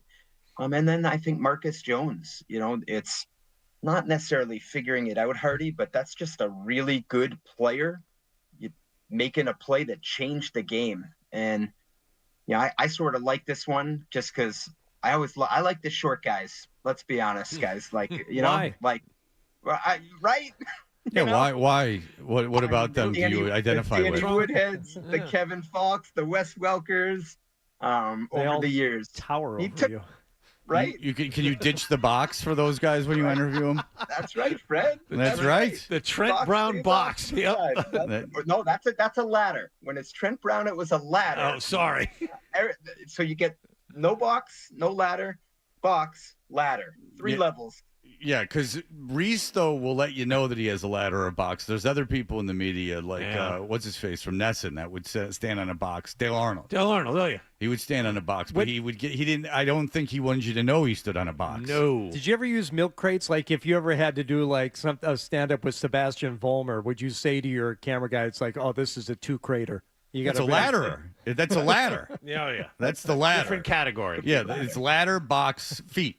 That's where he stands. And Fred, if you want to take it to the next level, sometimes you can't bring the ladder on the road, so then you do go to the milk crates or like the whatever, like what you put like the soda in, like you might need 2 of those and stack them. Yeah. Listen, I bet you're every Container Store's friend when you get into town. Yeah, that's right. You just find That's things right. to pack on top of each other. Yes, Jonathan. Well, I wanted to know what he thought about the usage of Christian Gonzalez yesterday. Not only did he get tossed in, I think he led cornerbacks in snaps yesterday, and they threw him right into the fire. They put him right out there on Ted McMillan on the boundary. Yeah, John. So full load, and the reason he just didn't play every snap is they had the game in hand, so they just pulled him at the end. It was sort of the best case scenario for them. And I know Gonzalez talked after the game, just still a process of getting his legs under him, and I think we saw that on that first drive when McMillan was able to shake him, and Gonzalez's footwork looked like he was still working through some stuff. But I think a great way to sort of get him back into the mix and build on that with a huge game coming up. All right. Do you think Bryce Young can ever be a successful NFL quarterback? I think I do, Fred. I think so much of that is, like, use Drake as an example. What's the infrastructure around him? And we see better infrastructure around Drake this year, and I think we're seeing a better Drake. And so that would be the same thing I would say about Bryce. Yeah, it's another height thing, huh? You're not going to go against your people. Fred, you know me so well. I shouldn't even ask the question after what you said. I knew that you were going to be biased. Go ahead, Jonathan. In a bigger sense, what does the Patriots win mean yesterday? Is it just a nice win over a bad team? Does it mean they're ready to compete with better teams? And with that in mind, what does that mean going into a tough game against Buffalo? So, John, going into the game, my thought was this was one where we're going to find out if they are who we thought they were. We thought they were a scrappy team on the rise, and maybe last week against the Steelers shook the confidence in that a little bit. And I think they proved that they are what we thought they were. They took care of a team that maybe isn't very good, but also beat the Falcons the week before 30-0. And this is a week-to-week league. You never know what's going to happen. The way the game started, if we want to nitpick a little bit, like they're going to have to start faster going forward. You're almost saying to yourself, wait a minute, what's going on here? Then they corrected it. And so I think it was a very, very, very important win for them. And they've been in all 4 games. And so I think they will be competitive against better teams like the Bills coming up next week. Yeah, I think that the value maybe of the Steelers game, and you heard it kind of in the post-game conferences, was, look, we kept, like you said at the beginning, you don't turn over the ball, you don't make mistakes. You can point to that Steeler game and go, we outplayed them. We would have won that game by a couple touchdowns. We gave that game away. You eliminate those mistakes, and that's a win. And that was an easy thing, I think, probably to point at. I think that's spot on, Fred. And then big picture, I wonder if when we're looking back at the season, when we get to December, and they might be a win or 2 away from whatever that line is for the 7th playoff team, and maybe that's one of those games you look at and say, man, if they just took care of the ball, maybe we got a different big picture story here. Yeah. But that's... At least you're putting into at least that's a heartbreaking thing, right? Like, it's not. There's a very good chance that they'll be at least in the playoff conversation come December, which is all you could really ask for. The schedule's so easy. Yeah, I mean, let's look. Let's just lay it out real quick, Fred. I mean, next week Buffalo is going to be hard. Sunday night, I don't think many would expect them to win. Then you go at New Orleans, that's a winnable game. At Tennessee, winnable game. Back home against the Browns, a good defense, but winnable game, and home against the Falcons. So, I mean, if you just go based on what, let's say, the odds makers might say, I mean, you could be winning 4 of the next 5 games, and then you're right there entering November. Here we go. Right. Yeah, it's really dangerous to start looking at the schedule and playing with this too much, but we were talking about it earlier. There's always one of those teams that you shouldn't lose to that you end up losing to. Team's too young to run the table like this. And oftentimes, Mike, there's a team on your schedule that you have no business beating, but you end up beating them. And when you start looking at it too much, you can convince yourself of all kinds of crazy scenarios. But the very fact that they're off to a 2-2 start is huge. That's a win. That's a win for the first part of the season based on how at least some people were projected. Yeah. It's a huge disappointment for others, but I think for the more rational people out there, 2-2, it's a pretty good start. And Hardy, I think it's a really good thought. You got to go week to week, not get caught up in that big picture. But I think for the Patriots, going week to week is, okay, what did we learn the week before and what can we do to correct it? And I think Stephon Diggs is a good one to highlight this week on that topic, because last week, they're going to Pop Douglas with the game on the line. And I don't know if you guys thought the same thing, but you're almost like, why isn't that Stephon Diggs? And so what did they do this week? Stephon Diggs, 31 snaps, more of a workload.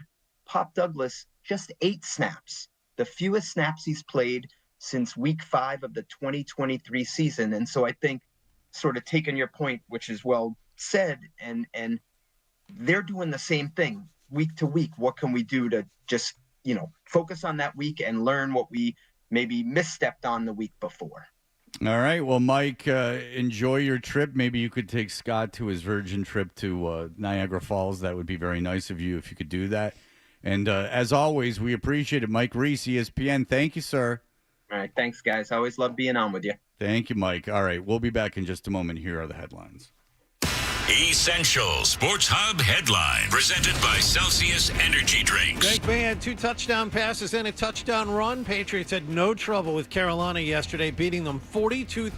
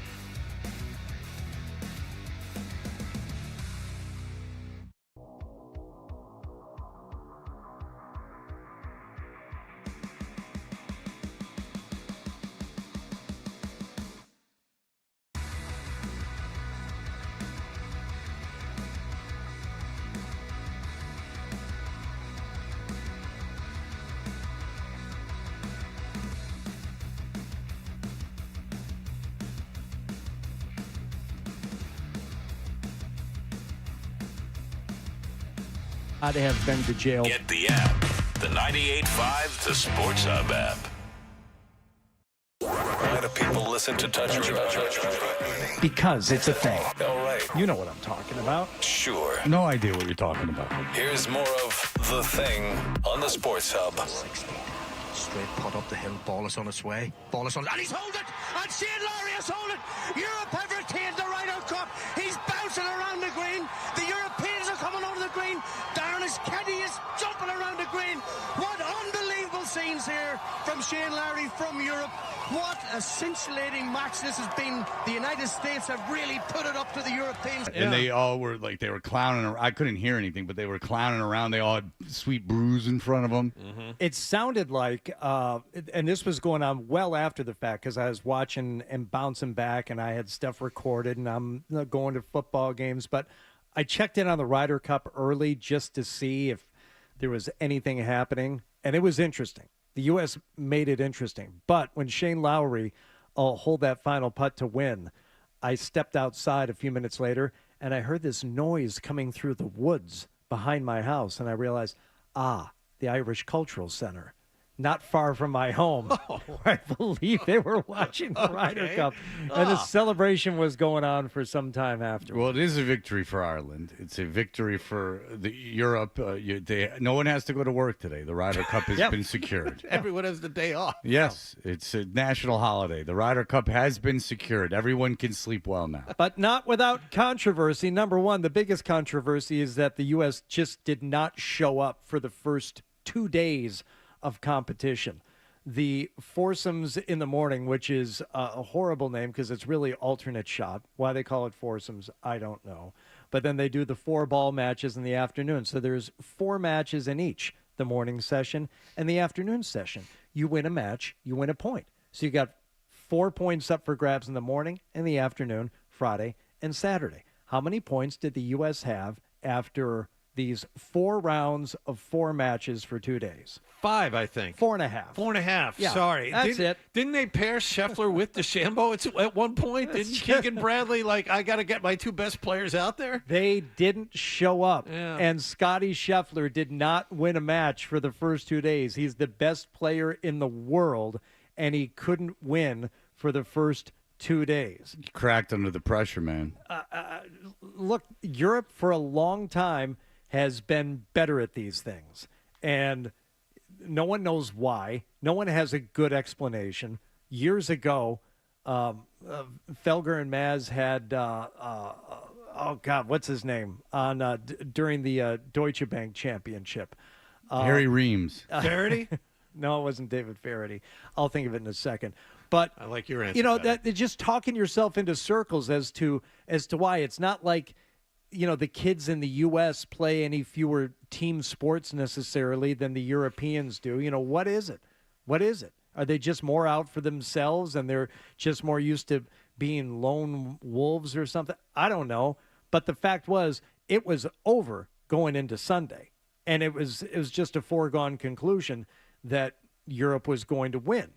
All they needed was to win a couple of matches and get a couple of ties out of the 12 singles matches on the course, and they have been dominating for the first 2 days. So how tough could that be? Well, the matches started going final, some earlier than others, and the U.S. starts climbing up the point standings. They needed 8.5 points from the 12 singles matches on Sunday in order to win. That's impossible. It's not going to happen. I mean, a lot of these are going to tie, and everybody gets a half point for these.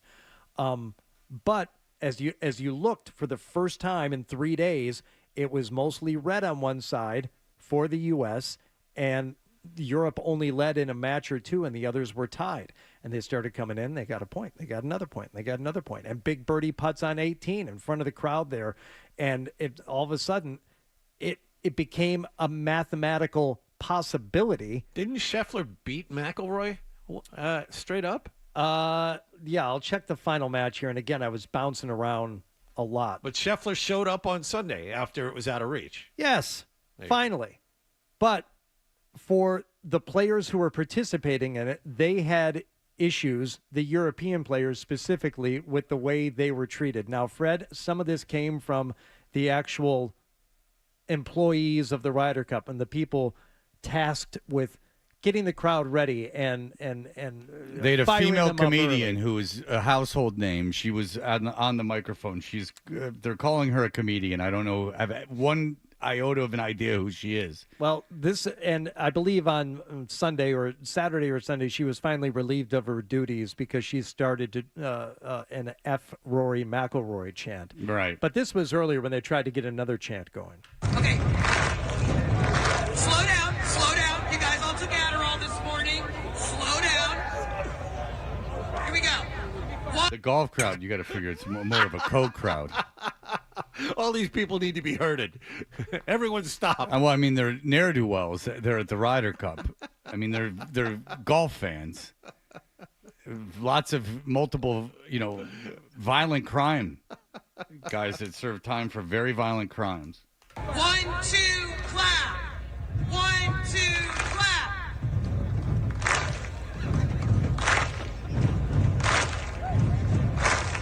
Here come the lyrics. Scotty Scheffler. It's good stuff. Here come the lyrics. She'll be at the Boston Funny Bone. All right,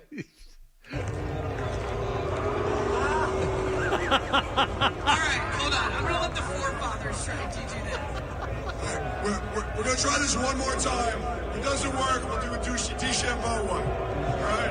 We want the whole crowd rocking when you stamp in on the bleachers, all right? Ready? One more time. Let's start off. 1, 2, 3.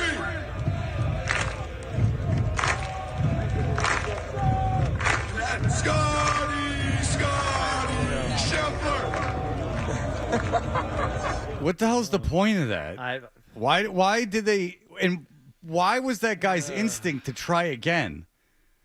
Why wouldn't your instinct just to turn off the mic and let people be? Terrible, terrible instincts. Scheffler did end up beating Rory McIlroy 1-up yesterday, so they gave it a run at the end, but it was far too late to actually try and win this thing. Now, the only other controversy was Victor Hovland tapped out due to an injury, and in Ryder Cup rules, when that happens, each team has to have an envelope with one player that if somebody is injured, the guy in your envelope is the guy that's going to sit. Now, it happened to be the guy that Hovland was going to play anyway, but why do you need an envelope? Because each player gets a half a point for that match. Instead of just conceding the match and giving the point to the other team when somebody taps out due to injury, they just call it a tie, and there's a half point for both sides. So that's nice. Yeah, Keegan Bradley doesn't like that. He wants that rule changed. The rule's been in place forever. I understand, like, you don't like it. I don't think anybody liked the fact that you managed to only get 4.5 points out of the 16 matches that you played over the first 2 days. Shut up about the half point that you had to give away Sunday morning because Victor Hovland had a bad neck, which, by the way, he looked fine standing around the 18th green cheering on his teammates there at the end, but that's... Well, there's one guarantee in golf. It's like someone's going to get hurt. But if only that crowd would have, gotten the USA pumped a little bit more with the Scotty Scheffler chant, maybe then... this crisis could have been averted. But listen, those golfers, it's not the first time they brought shame to the United States. Scotty Scheffler, of course, a ne'er-do-well, arrested in front of one of those big tournaments. I can't remember which one, but it was PGA Championship, Valhalla. Louisville. Yeah, he thought he was above the law. Not surprising that he tanked to those Euros. I'm starting to think you're right. I really started to hate Scotty Scheffler over the weekend. Yeah. F this guy. He doesn't care about Can't the United win. States of America, which is all I care about. Yeah.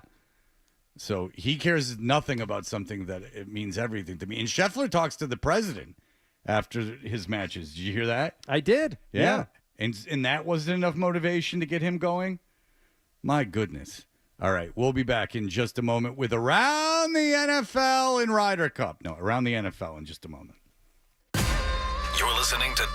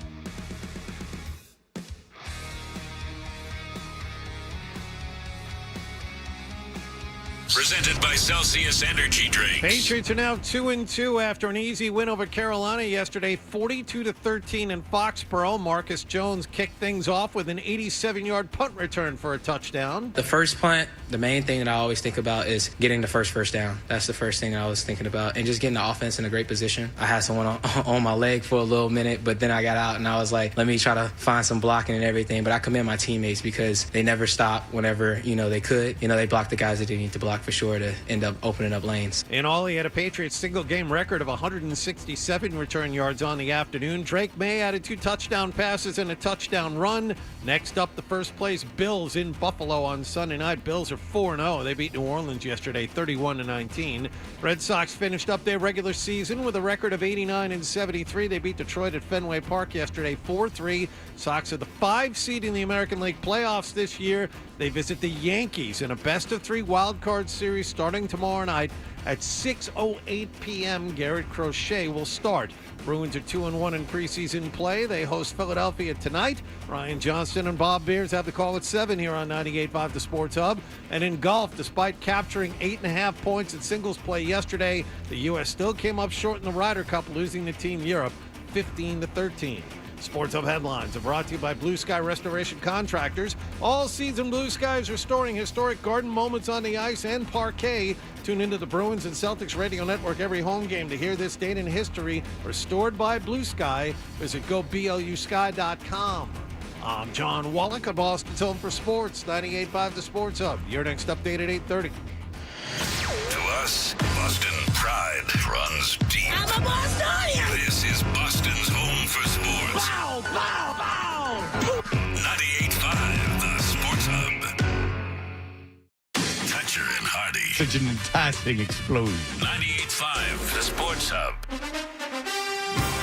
Around the NFL with Toucher and Hardy. Hit somebody! We are Toucher and Hardy. Watch us on YouTube. Subscribe to 98.5 The Sports Hub on YouTube. Around the NFL is brought to you by Joyce Cooling and Heating in Nashua. Starting to feel chilly around the house? Time to schedule your heating tune-up to avoid surprise breakdowns when the cold hits. Plus, save up to $4,400 in rebates and tax credits on new Lennox systems. Schedule at joycecool.com. They're celebrating 30 years. Hardy, what is going on? All right, we'll start with the late game last night as the Packers, coming off the loss to the Browns, visit the Dallas Cowboys last night.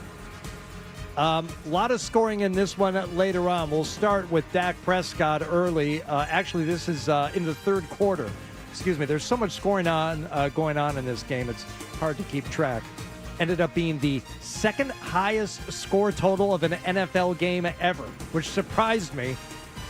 Here we go to the third quarter. Trying to regain the lead. Prescott under center back, looking over the middle into the end zone. Hung on, Ferguson. First touchdown since the Truman administration. It's a long time. Third quarter in this game saw 31 points scored. 31 points in the third quarter alone. Snap to Love in the tight pocket, lofts it over the middle. Touchdown! Romeo Doubs and the Packers in front. Oh my goodness, Romeo Doubs again. But of course, there would be more scoring, and there would be a chance to send this to overtime. Brandon McManus, kicker for Green Bay. Daniel Whelan down on one knee, snap, placement, kick to the uprights, and it is good! And the game ends in a tie. Wait a second, that's overtime also? Yes, McManus sends it to overtime, and then the game ends in a tie also from McManus. A hard-fought overtime affair ends in a tie at 40. 40. Okay, so the end of regulation, Dallas is down 4. And they end up scoring with a minute and 2 seconds left in the game. Or they end up scoring with, I believe, let me see here. They end up scoring with very little time left, okay? 43 seconds left. They end up scoring. Then Green Bay gets the ball. The 25-yard gain. Then they really nothing else. And then a field goal. 53 yards. 53 yards. Mm-hmm. Yes. Jerry Jones. Something needs to be done. Jerry Jones apologetic after this one. I thought we played well enough to win the game. I'm sick for these guys, sick for these players, sick for these coaches, and mostly sick for our fans that we didn't bring home a win. But I am proud of the way we competed tonight. That's right. He's very proud. Competing. That's what you're out there for. 9 straight scoring drives in that game. 9 straight. 2 possessions total in overtime. Yeah. Total. And 2 field goals. So you had a very exciting touchdown to get up with less than a minute left in the game. And then you have 1 play, essentially, and then a game-tying field goal, and then an overtime with 2 field goals. There's too much field goal. People are trying 62-yard field goals. People are trying the. Who made a 65-yarder yesterday? Someone made a 65-yarder at the end of the half or something like that. I forget what it was. Yeah, it's just ridiculous. For Tampa. Tampa's kicker, McLaughlin, had a 65-yarder. It's just ridiculous. Like, that shouldn't be happening. A 65-yard kick shouldn't be happening. That means you're on the 48-yard line. That's midfield. Like, so you're and you get the ball at like the 25 or the 35. Most kickoff returns now are outside the 30. Right. So you need 20 yards at most. At most to go put yourself in position for points. They have to do something about field goals. It's so annoying watching a game, a 60-yard field goal to win a game, 65-yard field goals. All these guys have the leg to do it now, too. None of these field goals, by the way, when they miss, are short. They're all like they pulled left, them. Wide, right, except for the Carolina kicker. The Carolina kicker is the only kicker I can remember this year. Because you remember early in the game, Carolina passed on 57 and 58 yarders. I'm like, in today's day and age, you're passing on this? And then he kicked a 55-yarder short. You're like, oh, here's the one guy who can't do it. Yeah, so my advice would be to get a new kicker. Yeah. That would be my advice to Carolina. Not that it would matter, but... By the way, I had the stat all wrong. Wasn't the second highest scoring game of number 1 of this season because there was the 41-40, but it was A, a scoregami, and B, it was the highest scoring tie. There's never been a game that ended 40-40? No. Interesting. The NFL is not, it's not as old as the Ryder Cup. Here's a stat for you. The Dallas Cowboys are the first team in the Super Bowl era to score 40 or more points, not turn the ball over, and not win. And they played well. They ended up coming back and getting that lead. I mean, they played very well. Green Bay's defense, I don't know what the hell's going on. They won week 1, and they really shut down Detroit. And all of a sudden, it's Green Bay's going to win the Super Bowl. Green Bay's going to win the Super Bowl. They looked phenomenal in the first half. Yeah, they were up 13-0. Then it was like 13-2 because of a blocked extra point. And then Dallas ran it back for the 2 points. But the defense was really good the first quarter and a half, 2 quarters. Yeah, Micah Parsons with 1 sack, 3 QB hits. It was the only sack Cleveland got, I think. Cleveland? I'm what the sorry. hell are you talking about? Green Bay got. Sorry. Get your head examined, stupid. We're not even talking about Cleveland. Cleveland? Sorry, I'm not Jim. talking about Cleveland. All right, move on, Hardy. He's embarrassed himself enough. I'm playing hurt enough. I'm not making fun of John. How about a couple of 1 and 2 teams? These teams must suck. Now, that would be the Chiefs and the Ravens, both 1 and 2 going into yesterday's matchup at Arrowhead Stadium. Mahomes stays with the called play. After a long count, rolling left side, dumps it, Pacheco at the 5. Angling near side, touchdown! Kansas City! As the Chiefs on the short roll touchdown pass, Mahomes to Isaiah Pacheco, and the Chiefs lead 19-7. All right, Isaiah Pacheco. You found Kelsey in this game. What about that other guy, that familiar name to Patriots fans? Mahomes, feet staggered, takes the snap between the 1 and the 5, down the rail to the end zone, touchdown! Kansas City, Tyquan Thornton, learning how to be a red zone receiver. A 3rd touchdown pass by Mahomes, the 251st in his career, a gain of 11. He's got nobody. He has got nobody. Patrick Mahomes is doing this entirely by himself. That's right. Juju caught another touchdown yesterday, too. By the way, that catch by Thornton is only one of the day. Yeah, so let's not go crazy. Well, listen, it's a touchdown. It's more than he did here. Tyquan Thornton, Juju Smith-Schuster, just straight garbage. Except for Xavier Worthy, who isn't like, the greatest receiver in the NFL. He's pretty good, but he also has Mahomes. He's got nobody. Rashard Smith, a 7th-round draft pick this year. Yeah, he's got nobody to throw Kelce. Up. My God. They have no running game, nothing. And this is what Patrick Mahomes does. He's so far and away the best quarterback in the NFL. You saw it yesterday. Lamar Jackson, they pulled him at the end of the game. He had a hamstring issue, but it's no one's certain if they pulled him out because it was out of reach or if they pulled him out because he was actually injured. Yeah, when it was announced, it was confusing.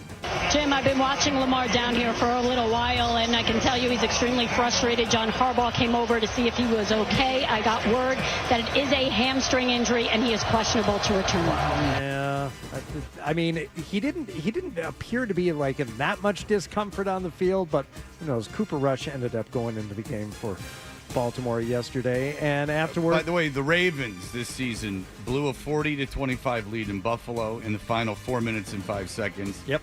They were up 21-14 in the third quarter against Detroit. And the Chiefs went for it 4 times on 4th down yesterday. They converted all 4th downs. There's problems. And by the way, and another thing is the 4 highest paid Ravens players all at the end of the game were not playing. They all, in some way, shape, or form, were injured, either before the game or during the game. Schedule gets a lot easier for Baltimore. I think they've had one sub-500 season in Lamar Jackson's career, and that was like an 8-9 deal. I mean, this team, this could spin out of control real quick if he's hurt. They're beginning. Oh, if he's hurt, it's going to spin completely out of control. But their schedule has been brutal. I mean, they've lost the Bills, the Lions, and the Chiefs. That's not the worst thing in the world. But it gets a little easier. Well, I mean, it can only get easier. Yeah. I mean, the Lions, Chiefs, and Bills are about as good. And the Chiefs on the road, I mean, that's about as hard a schedule as you can possibly have.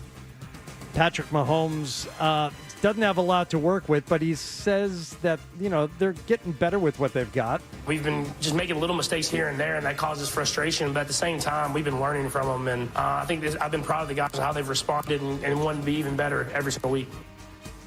Yeah, he still looks like the best quarterback in the league. Well, I mean, there's no doubt about it. He's doing what Brady did. When Brady had no one to throw to, they still won. Mahomes has got nobody to throw to, but they still win. He's a magician. He's the best quarterback of this generation of quarterbacks. And he'll go down as, a top 2 or 3 quarterback of all time. Something that people put Aaron Rodgers in the conversation for, but oof. He ain't no Patrick Mahomes, I'll tell you that. Did you watch any of the early game from Ireland yesterday? I knew well enough to take out my starting running back in fantasy and replace him with his backup, which paid great dividends. But I'm going to lose despite my high point total. But I did watch some of that game yesterday, yes. All right. Let's move on to the Chargers-Giants matchup. More injuries to talk about. We've got somebody down. Is that Joe Alt? That is Joe Alt, and he looks like he's in a lot of pain. No, he wants to be helped up immediately, and he is hobbling. He will not put his right leg down. He's trying to walk on it. He's trying to walk it off.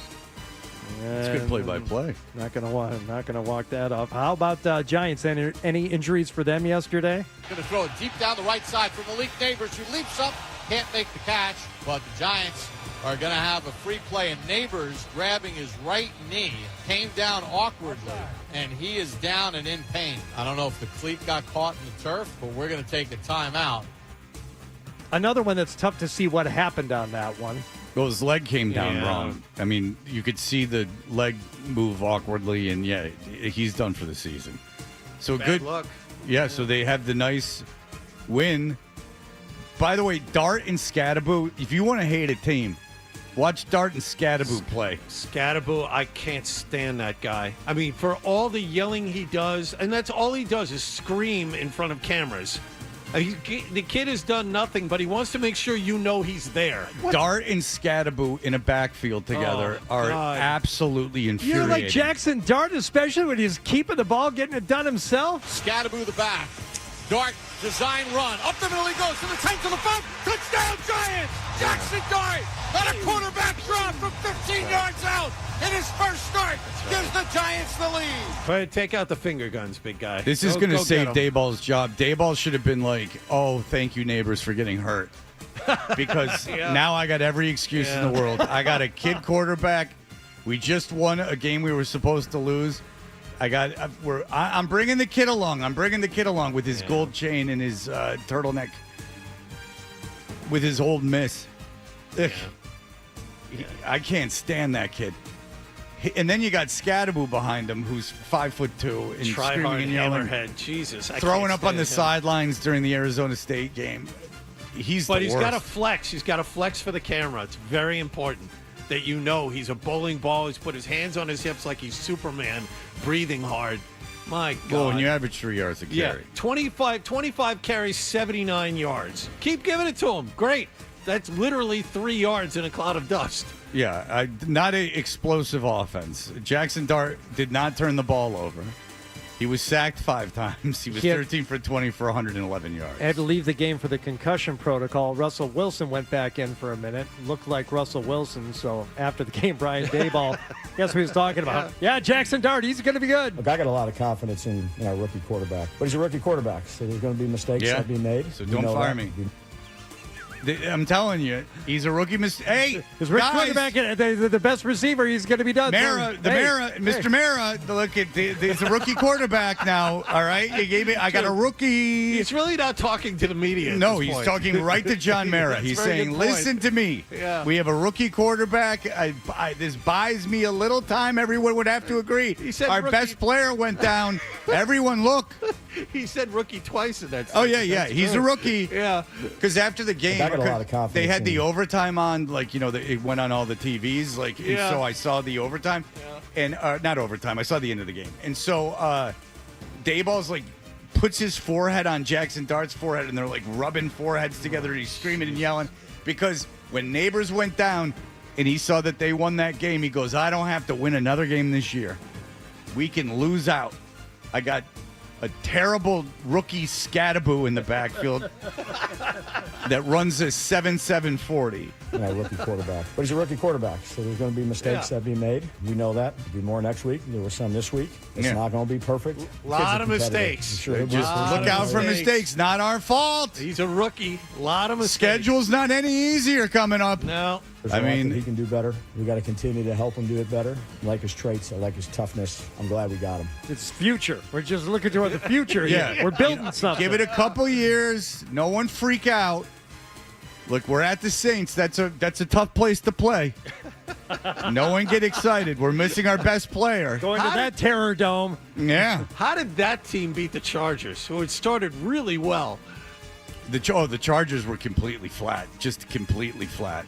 It was not a good game. That was not a game that was entertaining to watch. 21-18 the final. That was like Herbert's first multiple interception game in 2 years. I mean, his arm is ridiculous. Yeah. He can flick the ball 40 yards. He's insane. One of those interceptions was at the end of the game, but he didn't play well. He did not play well at all. Jim Harbaugh, not a great game plan in that. Because how are you going to stop Jackson Dart and Cam Scadaboo, the two rookies? A lot of yelling. A lot of yelling, a lot of finger guns. You'll see. Yeah, baby. Fred, you're a hater. No. You'll see. Watch. You'll see with that chain and that headband. You'll see Jackson Dart from Mississippi, the big Mississippi quarterback, hired gun kid. You'll see. You'll hate him just as much as I do. Oh, mark my words. But Dayball, with that injury and that win, just bought himself another season. He couldn't have been more excited. All right, we'll be back in just a moment. Continue around the NFL.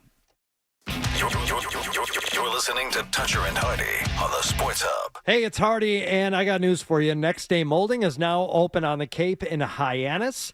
That's right, Boston's go-to for energy-efficient, reliable, gelled-win interior and exterior doors has opened a fifth store. They're right at Barnstable Road and Charles Street. So you can always go to nextdaymolding.com, but just stop by. Hyannis, Braintree, Woburn, Shrewsbury, or Sharon. Next Day Molding, Boston's, and now the Cape's trusted source for gelled-win doors.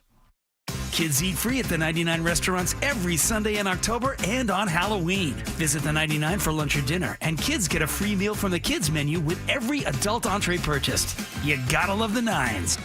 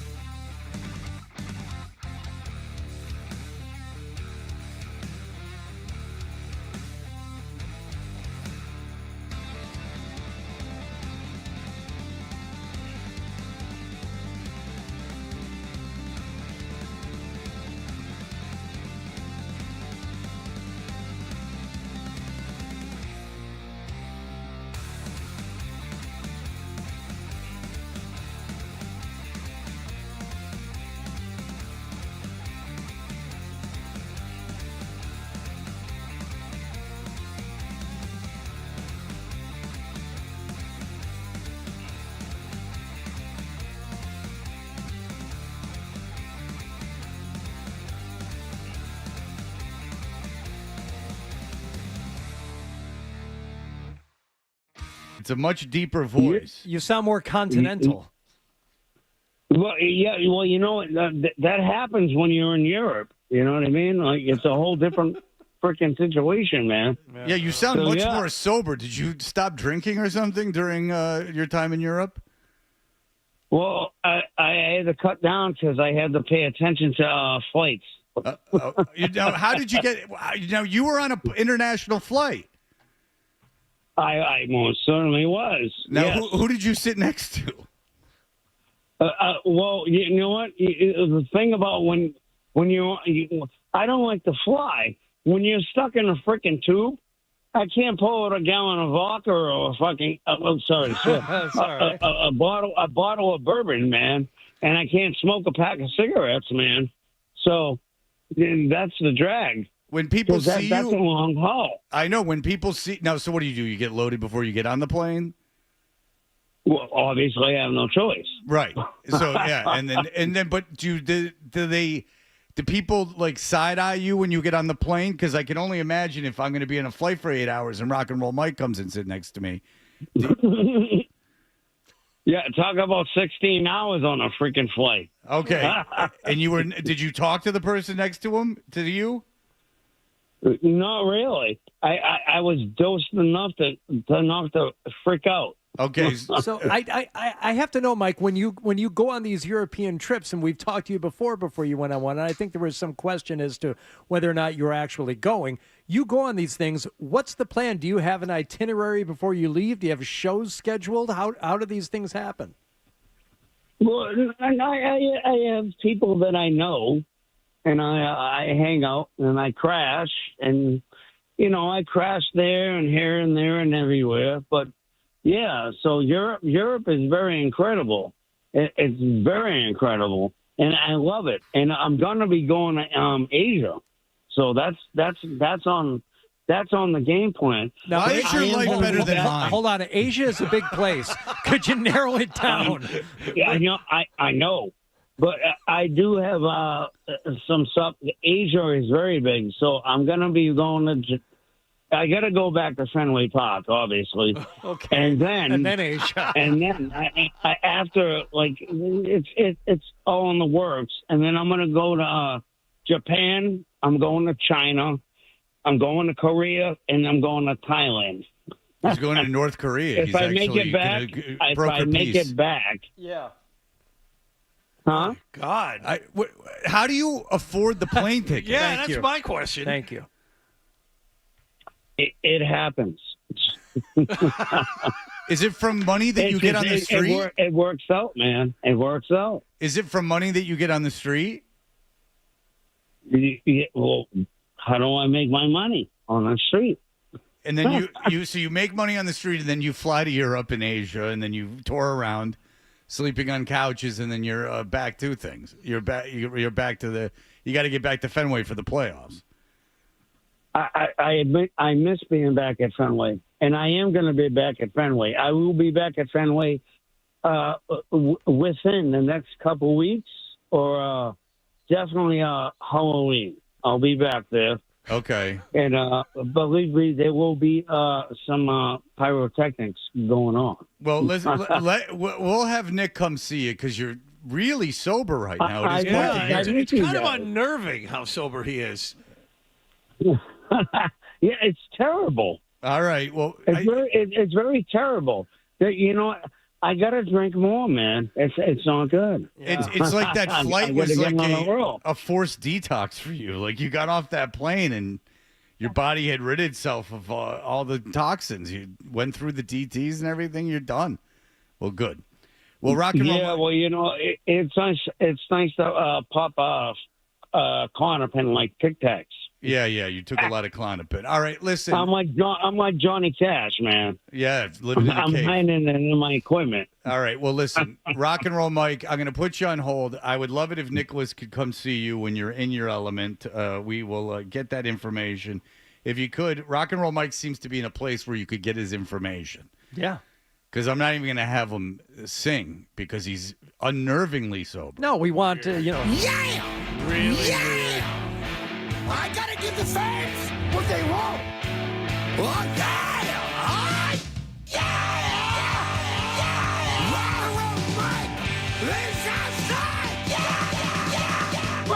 Yeah, that's right. what we're used to from rock and roll, Mike. So think about this, is that rock and roll's Mike has no responsibilities. So what he'll do is, to my understanding, and I know he does it because he did it in front of the Wilbur when we were doing it. This is how we met him. He's outside of Fenway.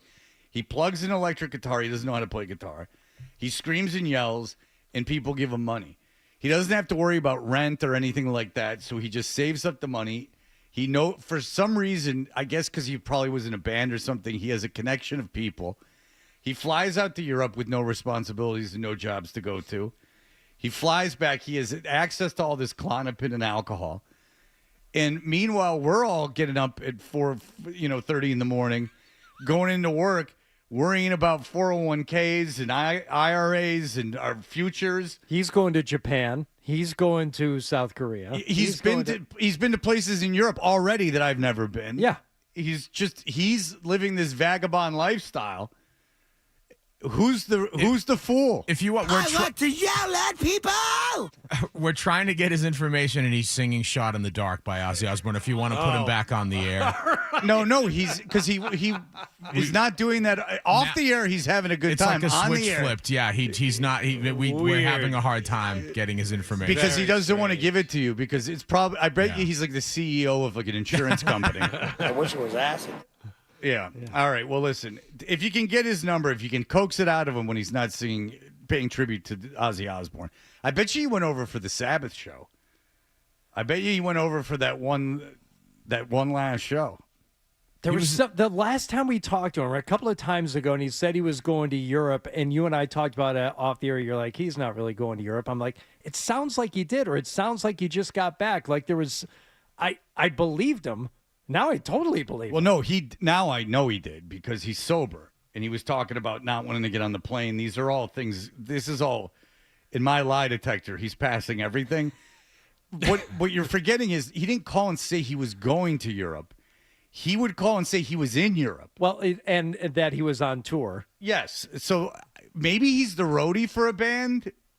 I don't know. There's something going on. There's something going on. Yeah, I still can't get over the fact that he sounded normal this time. I mean, every other time he sounds like he's on a bad cell phone screaming and yelling with cars in the background. I like to yell at people! And now he's like in a closet somewhere with no noise, and he sounds like you're talking with your buddy. It's really weird. He's been in studio. I mean, I'm sure it's up on YouTube somewhere. He's been in studio where he was like a wet cat. I sat next to him. And then, like, Rock and Roll Mike is what he is.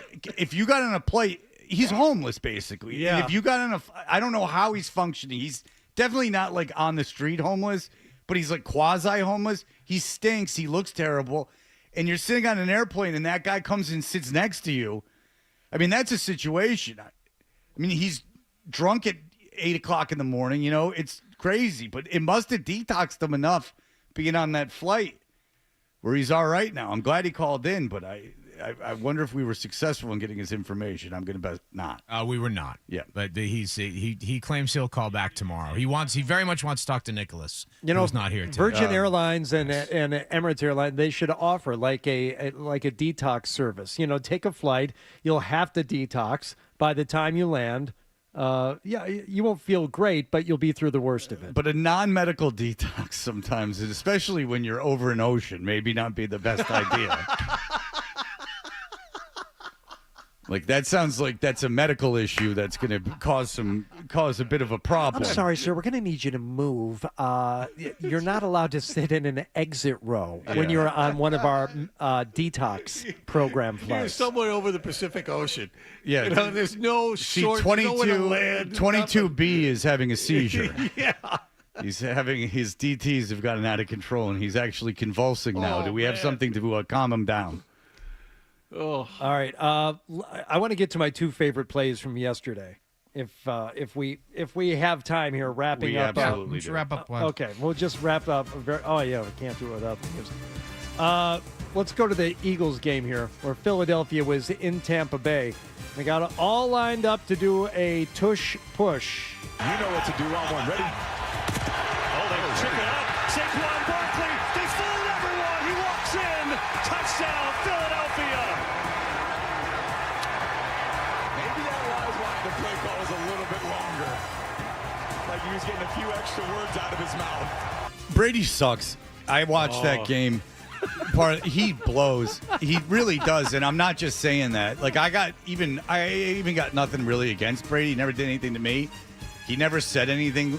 He's insufferable. Like that thing he put out about how paranoid people are and how they don't understand like what a good person he is, and it's that people were confused and a little unnerved by him being in the box during the Raiders games, even though he was calling these games for other teams, and he blamed that on paranoia as a society and a societal problem. He's so far in a bubble. Well, he blamed it on the rest of us not having enough integrity and not being dutiful. Yeah, like he's like, it's a national paranoia problem, and it's manifesting itself in that you think I shouldn't be in the box. Well, during the because Raiders you don't game. have any integrity. You don't understand how when people act with integrity, it's just foreign to you. Now, I can understand thinking that. Well, and that he has a newsletter is extraordinarily odd to me. He does a lot of things, superfluous things that seem completely unnecessary. Good word. Like the cartoon at the end of the day after the Patriots games. Oh, that the he TV did. Times, yeah. I don't know how that was beneficial to him. He has a newsletter. Who wants that? Like, what is he selling with Alligator that thing? with a mustache. I remember The this. TB That was brand. funny. The brand of clothes with TB on it. No one was ever going to buy that crap. Like, he does all these businesses that are just seem to be a complete waste of time. I don't understand it either. Would things be different if he just decided to focus on football and just be a Raiders executive?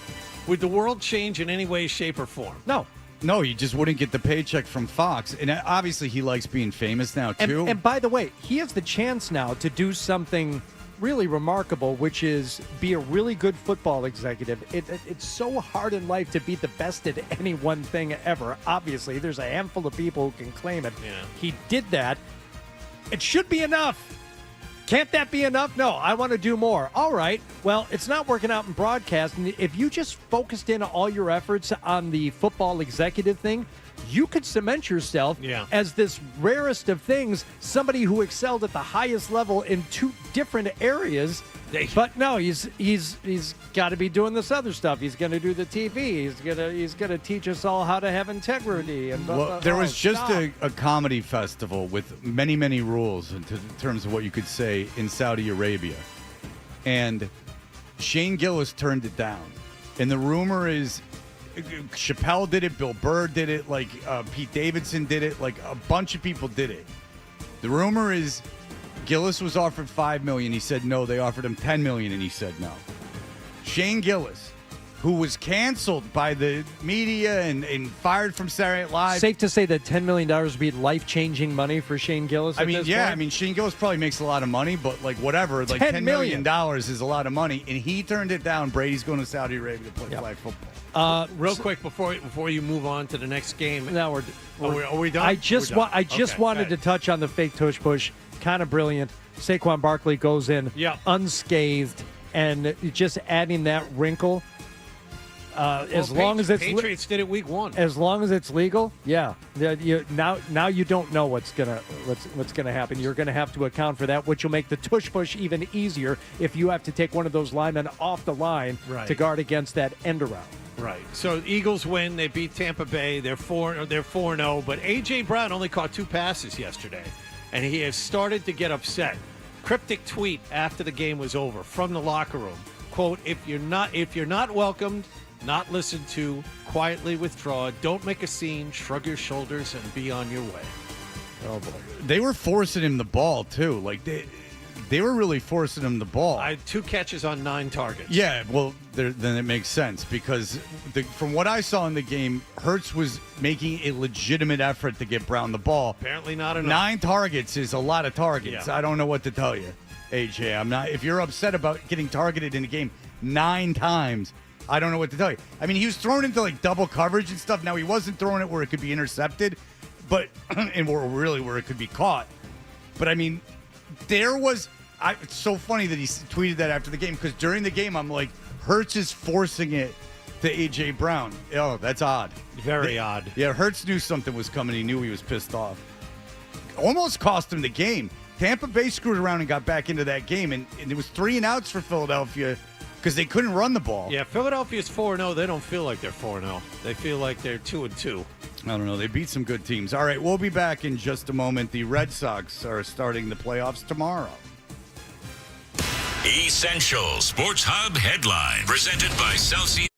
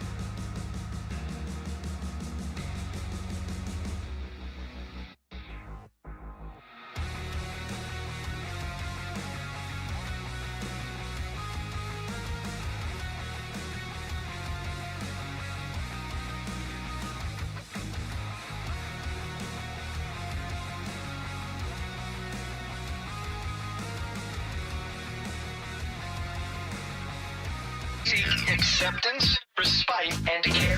98.5, the Sports Hub. High fly, left center field, moving over. It's Durant. He will make the catch. The Red Sox back in the win column. They are the number 5 seed. They have won their 89th.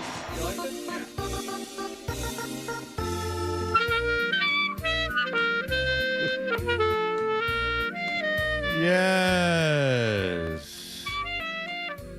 It is an exciting time as the Red Sox clinch things up early in the weekend. They were able to take a step back.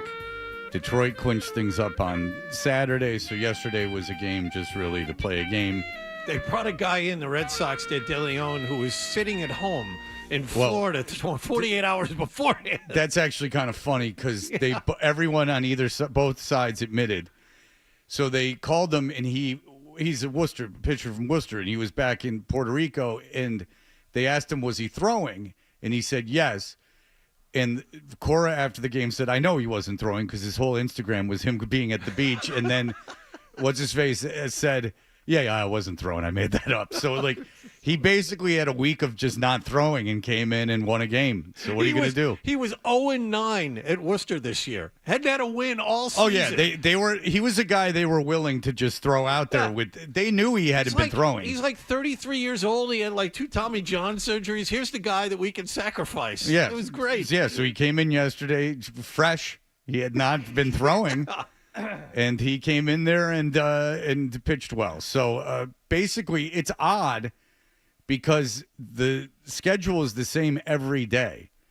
It's Detroit at Cleveland at 1 o'clock, San Diego at Chicago at 3 o'clock, Boston at New York at 6 o'clock, and Cincinnati, who, by the way, the Mets lost yesterday. Oh, baby. So good. With that payroll and that owner. By the way, Pete Alonso, the second the season was over, announced he was going to opt out of his contract and leave. Well, Pete Alonso just woefully underpaid. Ugh. Whoever gets Pete Alonso, have fun with that. But Cincinnati, with their payroll, which has got to be $200 million less than... Yeah. It's 220. Yeah. Yeah. It's $220 million less. Cincinnati is taking on Los Angeles, and those games will all be at 9 o'clock. So all 3 games are in one ballpark. That's the other part of it. Well, yeah. And they're all at the same time each day of the series, so that's going to be interesting. So obviously they've set things up, and the Yankees were able to set things up, so it's going to be Fried versus Crochet. Yep.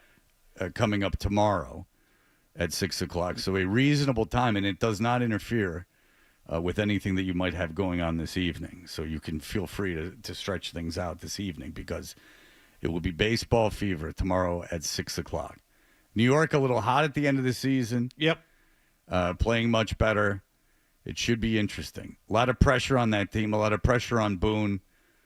Really no pressure on Boston. No, this is gravy. You kidding me? Just getting to this point is ridiculously good for them, considering what the roster looks like, considering where they were in June. I mean, this is found cash. And Be happy. It's actually what you would have wished for a month ago after that series with the Yankees, when it looked like there was just no way the Yankees could beat the Red Sox. There was something that going on between those two teams.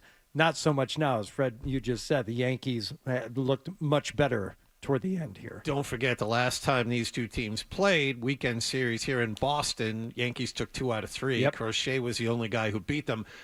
Crochet has started 4 games against the Yankees this season. Red Sox are 4-0. So this is the guy. This is why you got him. This is, in a situation like this, for a short series, you want a guaranteed win. Now, the Yankees have Fried, who will probably finish 3rd or 4th in the Cy Young voting. And they also have Rodon, who I think won 18 games and has an ERA of 3. So the pitching matchup should be very, very good here the first 2 nights. Yeah, the Yankees, they didn't play anyone, but they finished super hot. 1, 2, 3, 4, 5, 6, 7, 8 wins in a row. And that means that they won 11 out of 12 to finish the season. So they've been red hot. Red Sox were 9-4 against them this season. A lot of pressure on Boone. A lot of pressure. Yep. If you go with the narrative of nothing to lose, that is the Red Sox in this series. Sure. That Yankee fan base is, and they'll turn on them quick. You'll see if the Red Sox get up in that game 1, it's just going to be a series of boos, and then the whole atmosphere falls apart. It's rare if you're a Boston fan that you can go into a playoff series and just be happy. Not feel like the overwhelming weight of it. Oh, they should beat this team. This is one of those rare instances where you can really enjoy yourself because you don't expect them to go anywhere. They made it here against all odds, and they're playing a team that has a lot more to lose than you do. It's fantastic. By the way, the AL is just completely wide open. You could the Red Sox could even make a little noise in this thing. There's so much pressure on Boone. Like I just don't envy him at all. And by the way, if you want to take a train down to New York, not the most expensive series in the world to get tickets to. Go ahead. By the way, Toronto, who won the division, and because they beat the Yankees, they have the tiebreaker. They finished with 94 wins. They're the top overall seed. Yeah. And you just saw that team last week. They're not very good. No. They're not stacked. Their best starter is Gosman, who you beat last week. I mean, it could go one of two ways. You could lose in 2 straight games to the Yankees and disappear, or you could make some significant noise. Because you look at all these teams, I mean, Seattle might be the one team that you look at and go, oh boy, that lineup is good. Their pitching is always good. But other than that, I don't know if you're the Red Sox or you fear anybody. Well, Detroit's lost 10 of their last 12 games. So you got that going for them. You got a Cleveland team that I dare you to look at their lineup. Look at Cleveland's lineup and tell me they have one player in that lineup. Fred, they got more than one player. No, they don't. They have one player in that lineup. Yeah, Ramirez. Ramirez. That's it. Yeah. So you couldn't name most of those guys. Of course not. No, that's silly. You couldn't name anyone in that lineup. I think they have Kwan, right? He's an all-star caliber have Kwan. guy. They got Big Christmas in right field. Jokinski Noel, yes. But Kwan is a guy who's been an all-star. So he's your leadoff hitter, and you have Ramirez. I believe they've scored, is it 300? What's the litmus for runs? Because I think Seattle scored like 100 more runs than they have. Yeah, Cleveland's 643. Boy, that's not a lot. No, so it's like Seattle or Cleveland's they just haven't scored any runs. And it's not like their rotation's anything great. Yeah, Seattle was really hot at the end of the season. All those additions they made at the deadline, everything kind of worked itself out. So that would be the one team, if you forced me to pick one, where you're like, oh boy, I don't know if I want to face that. Well, I wouldn't have wanted to go to Seattle. Right. That I wouldn't want to do. I bet you anything the Tigers win that series against Cleveland. I bet you anything. Anything. I mean, seriously, it is wide open. Anything is indeed possible. But getting back to the Red Sox, this is going to be fun. It's going to be fun to watch. Nothing to worry about. Next couple of days. All right, yep. Bobby Socci is going to join us. Bob Socci, the voice of your New England Patriots, in just a moment. Stay tuned for more Toucher and Hardy.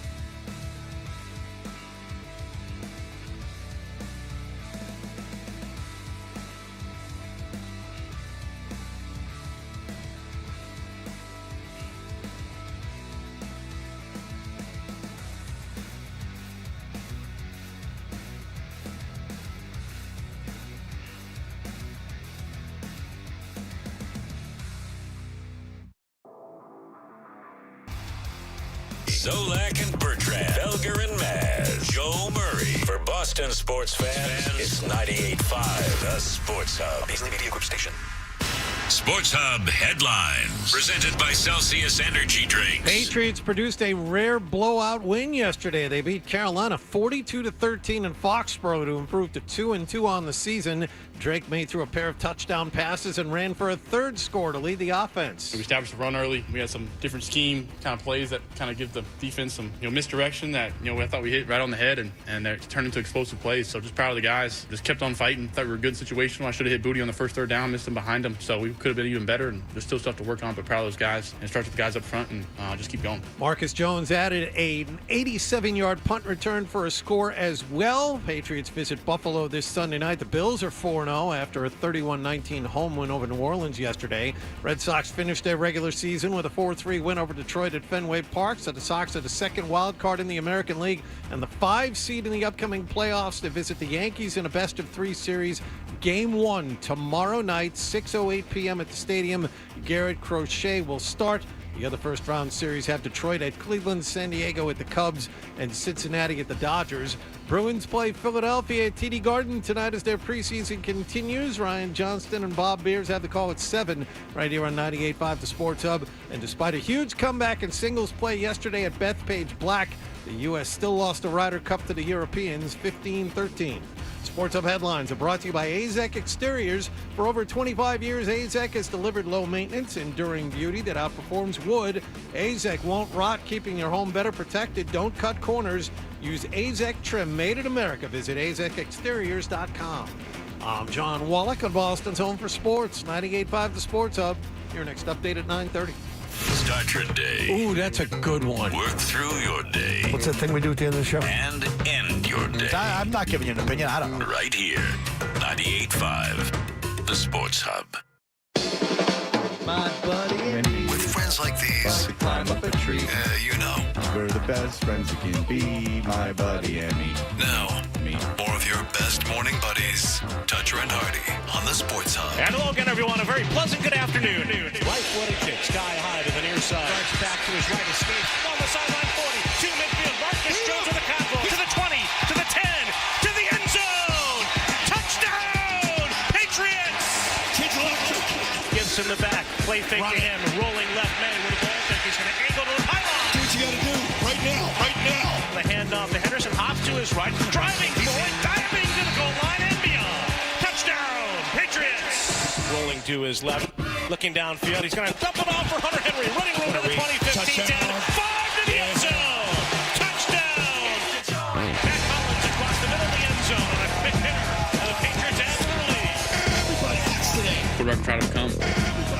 I try to do it my whole career. Kind of spread it around and give the guys that they can make plays. We're Toucher and Hardy. Watch us on YouTube. Subscribe to 98.5 The Sports Hub on YouTube. Bob Socci is the voice of the New England Patriots on the 98.5 The Sports Hub Patriots Radio Network. Bob Soci's hot takes, which he brings many, are brought to you by Bigelow Tea. By now, you should know Bob starts every game with his favorite Bigelow Tea. No matter how hectic your day gets, be sure to grab a mug of Bigelow Tea and tea proudly. Mr. Socci, hello, sir. Hello, Mr. Toucher, Fred, John, Hardy, of course. Good to see you guys. Good to talk with you guys. We were talking about this earlier with the amount of scoring in this game. It seemed like you guys had to adjust. Zolak was very excited. He was stepping on you a lot. It seems like, was it, and I'm being serious, you're used to these like plodding, boring games, like the Patriots scoring this much, exciting returns, and that, was it, how much of a change of pace was that for you? You know, it was a big change of pace, and it was certainly an unusual feeling at the end to be filling time while the Patriots were in a very comfortable lead, as opposed to the opposite, which was the case so often in recent years. And the way that they scored, too, you had a lot of exciting plays on special teams, obviously with Marcus Jones providing 2 long returns to the touchdown, as well as the near touchdown. It was really just an amazing play where the punter dives and just scrapes his shoelaces that prevents a second punt return for a score. So plays like that. You had short drives. You had quick throws from Drake May, spreading it around. Although he hit Stephon Diggs with some big plays, you never know who to focus on during the course of a game. It wasn't like they were riding one hot hand or another with 6 different guys scoring touchdowns. So there was a lot to adjust to. Certainly a welcome change of pace for sure. Okay, so do you know the radio announcer for the Arizona Cardinals? The play-by-play announcer? Yeah. Or the radio? Commentator? I do know both. The former color commentator, Ron Wolfley, who's retired from the broadcast this season, he's still doing his talk show in Arizona. Dave Pasch has been a long time. Okay, so Dave Pasch. Okay, so I heard him interviewed. Dave Pasch does college football for ESPN. Yes. So he'll do a game on Saturday, and then he'll have to fly out and do the game on Sunday for the Cardinals. He told a story where he got to the game 10 minutes before it started. He got into the booth 10 minutes before the game started. What kind of level of anxiety would you have cutting things that close? It's funny, Fred, I was talking to my wife about this over the weekend because Anish Shroff, who's the play-by-play voice of the Panthers, also works for ESPN, and he was calling a game in Corvallis, Oregon on Friday night and had to get here for the game at 1 o'clock on Sunday. And the game in Corvallis at Oregon State went into overtime. And so he basically said, they had to hang out until 4 a.m. in the morning before they went 2 hours to the airport in Portland to fly across the country. And I was talking to my wife about it, all the years that I longed to work for a network like ESPN. And a lot of my colleagues in the league counterparts do call games on Saturday. Some do it for the local school. Dan Hort in Cincinnati calls the University of Cincinnati as well as the Bengals. Bob Wischusen of the Jets is an ESPN guy. And I've seen him walk into the press box not necessarily 10 minutes before a kickoff, but certainly within an hour or so of kickoff. And I said, in a lot of ways, it's good that it never happened. It, certainly would have helped the bank account, but I don't know how I could handle it. I would be a nervous wreck. I'm a nervous wreck trying to drive to Foxborough if I leave later than 9 a.m. because I don't want to deal with the traffic on Route 1 for a 1 o'clock start. Yeah, and it's funny because they don't announce what game he'll have in the college games. The times aren't even announced for them until sometimes the week before. And to my knowledge, I know there's BC games where they still haven't announced the time. And so he won't even know what game he's doing. And then they'll give him the game and then they'll give him 5 travel scenarios. Because you're right, they're at colleges, so they're not most of the time by major airports. So he has to dealer's choice in airport. He has connections and stuff. You're working the Bears game. You fly to Chicago. It's easy. Right. It's not like that. Corvallis, and then you drive 2 hours to Portland? Yeah. Oh, my God. So it's so doing a game on Saturday and then turning around and doing a game on Sunday. What did you make of the Ramondre Stevenson and the way he was used? Well, I think Mike Vrabel made it a point the other day when he said that, Drake May had some turnovers and we're not going to play Josh Dobbs at quarterback. That was an indicator that we were going to see Ramondre, but his snap count was down and Trayvon Henderson's snap count was up. And I thought Antonio Gibson really played a pivotal role early, too, with several big plays for them to get them going offensively. So I think in Vrabel's case, he's trying to continue to instill confidence, to show his faith in his players. Having been a player himself, I think he's going to give these guys a little more slack and certainly did that in Ramondre's case. I think it was an effective way to use all 3 backs. Now, Carolina doesn't have the stoutest defense by any measure. We'll see how they do this week versus Buffalo. But, I think it's an important win in a lot of respects, and in particular for a guy like Ramondre Stevenson to play a role, for the team to play a clean game, not turn the ball over. They didn't necessarily play it cleanly when it came to the penalties. But I think also just the nature of the win and how they got to the victory, is good going forward. And part of that, too, is I just think the psychological effects of the head coach sticking with those guys, believing in them, and then them going out and, for the most part, validating that confidence. I can't believe Vrabel actually said that that Drake May has turned the ball over a couple of times, saying we're not benching him. It's a little different. They did. He was wrong. They did play Dobbs, so Yeah. Who's the joke on now? All right. How did Christian Gonzalez look yesterday, Bob? Yeah, Hardy, I think he looked overall pretty good. It was hard to tell initially. There was some zone coverages in the mix, and I thought he was playing a little bit soft early on. We'll have to go break down the tape. I really haven't watched the film yet to get a true evaluation. But I think overall he played Well, this good. phone call is premature then, isn't it? I think some would say it always is. I would think that, for me, one of the best indicators was there was a play middle of the game, and I think it might have been a run play toward the inside, and Christian Gonzalez, knifed in there and made the hit. And, I think that at that point, if there was any inhibitions on his part, any concern, tentativeness, it was erased. And I thought as the game went along, he really played well. I mean, McMillan was a non-factor early. I think the first series, Davis was assigned to him more so, but then it seemed like Gonzalez was in his neighborhood more frequently as the game went along. And I just think that, you look at the stats, and again, it's hard to tell. After that first series, Young wasn't necessarily an effective passer. They don't pass a lot downfield. And again, a point to this week and going forward, we'll get a better measure. But I thought overall for the first game, it was impressive. And I also thought the snap count, the extensive way he was used for the most part, was a good indicator. I didn't know if he would play as much as he did, but he was out there the whole first half for sure.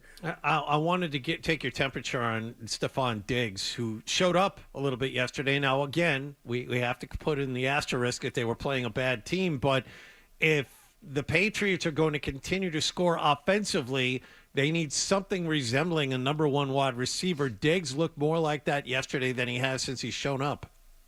Yeah, John, I think, you saw him get downfield, but for the most part, I mean, his routes underscore his savvy, ability as a receiver, his route running, his understanding of spacing and zone defenses. And Carolina is a team that's predominantly zone.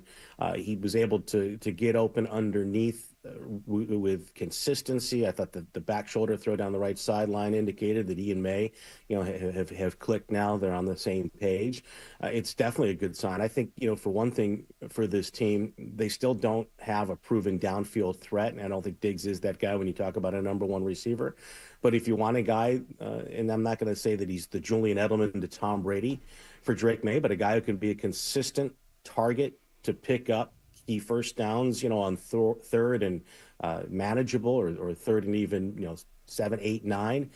Diggs is going to be a guy that he can go to, I think, with a fair amount of regularity. And I also think too, for him, it's a good game at this time, because after 4 games, he had some productivity, but very limited. I think the play distribution maybe wasn't what he's accustomed to, especially particularly in week 2, week 3. But now that he's engaged, he had a good performance. He was able to go to the podium and say left some crumbs on his plate. But he has a 100-yard receiving performance once again under his belt for the first time in 23 games, and I think that's extremely important. Just given this guy's importance to the team, but also his background, his history, his psychological. He's been accustomed to being a number one receiver, and yesterday he was the number one guy. Do you think Bryce Young will ever be a good NFL quarterback? Fred, it's amazing to me. I mean, I don't take anything away from, his skills. He's got a very good arm. He's very athletic. But I tell you, when I can see eye to eye to a guy, or at least close to it, it's hard to envision him ever prospering, being a top-tier quarterback. I watched him on the sidelines during warm-up. And I was shaking my head talking to Josh Brigadier from Channel 5 about, not only how small he is, but how young he looks. He looks like he could play Pop Warner football or high school football at the most. Just his physical, appearance, facially, his body type. And then I saw him in the locker room briefly. I had to go in and talk to one of the Panthers after the game for something. And, when I saw him up close, I thought, wow, you would never guess this guy walking down the street that he's a starting NFL quarterback, let alone the guy who was taken number one overall. There's a team where he hasn't had a lot around him, and it might be a bit unfair to judge him in that respect and say in the middle of his or early in his third season that he's not going to be that kind of guy, but it's hard to foresee. Yeah, and they gave up all those picks from too. You have business dealings with one of the Carolina Panthers? You had to go in and talk to one of the players. That's interesting. Yeah, no, just somebody that I wanted to talk to about his experience in the league. It's for something that's not related to the broadcasts, but I guess in some ways loosely related. Just a side project I'm working on. Ooh, look at Bobby with the side project, the secret side project. Very interesting. I will not press you on what it is. Say less. We're working on something. Well, no, I don't doubt that it will be very popular once it's released. I'm just saying, as of this time, we are intrigued. We are not to know what this certain project is. We'll have to go through the many stars on the Carolina roster to kind of figure it out. Is there someone that was in the military on that roster? I mean, is that the angle? See, we'll have to figure it out. The Navy. He would be the one guy that Drake May mentioned the other day in a press conference as the lone Carolina Panther left over from Drake's youthful rooting days when he watched the Panthers play in the Super Bowl. Oh, so a long tenured member of the Carolina Panthers. A long tenured member and a long snapping member of the well, now the cat's out of the bag. All right. Well, literally and figuratively. Yes. Well, there you go. There you have it. All right. On to Buffalo. This is a big step up in class. But the thing about this game is that regardless of however bad or good Carolina is, you're not that team now. You know, like you're 2-2. Like you're not in the bottom of the NFL. Like not that it matters, but this is just an exercise. You're not going for a week-to-week ranking. But if you were to think of the NFL right now, you would put the Patriots probably in the lower middle. And people go, oh, well, that's not great. Well, think about where you were the last couple seasons. You're bottom 3 in the NFL. You were the team that people were looking to beat 42-13. The idea that at home they dominated. I mean, this game was over by the end of the first half. I mean, there was no way Carolina was coming back. That's a nice position to be in.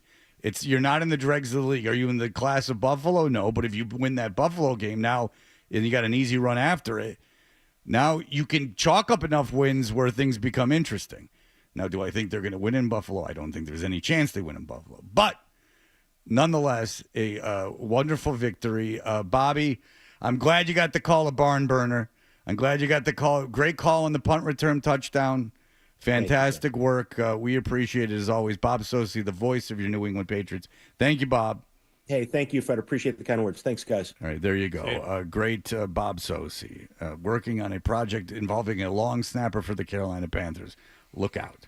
I'll never be more excited about this project than I am right now. I have a feeling it's a Drake May-centered project, as he was mentioning Drake May and his youth in Carolina. Yeah. All right, but who knows? All right, we'll be back in just a moment with our award-winning email segment. More Toucher and Hardy on the way on the Sports.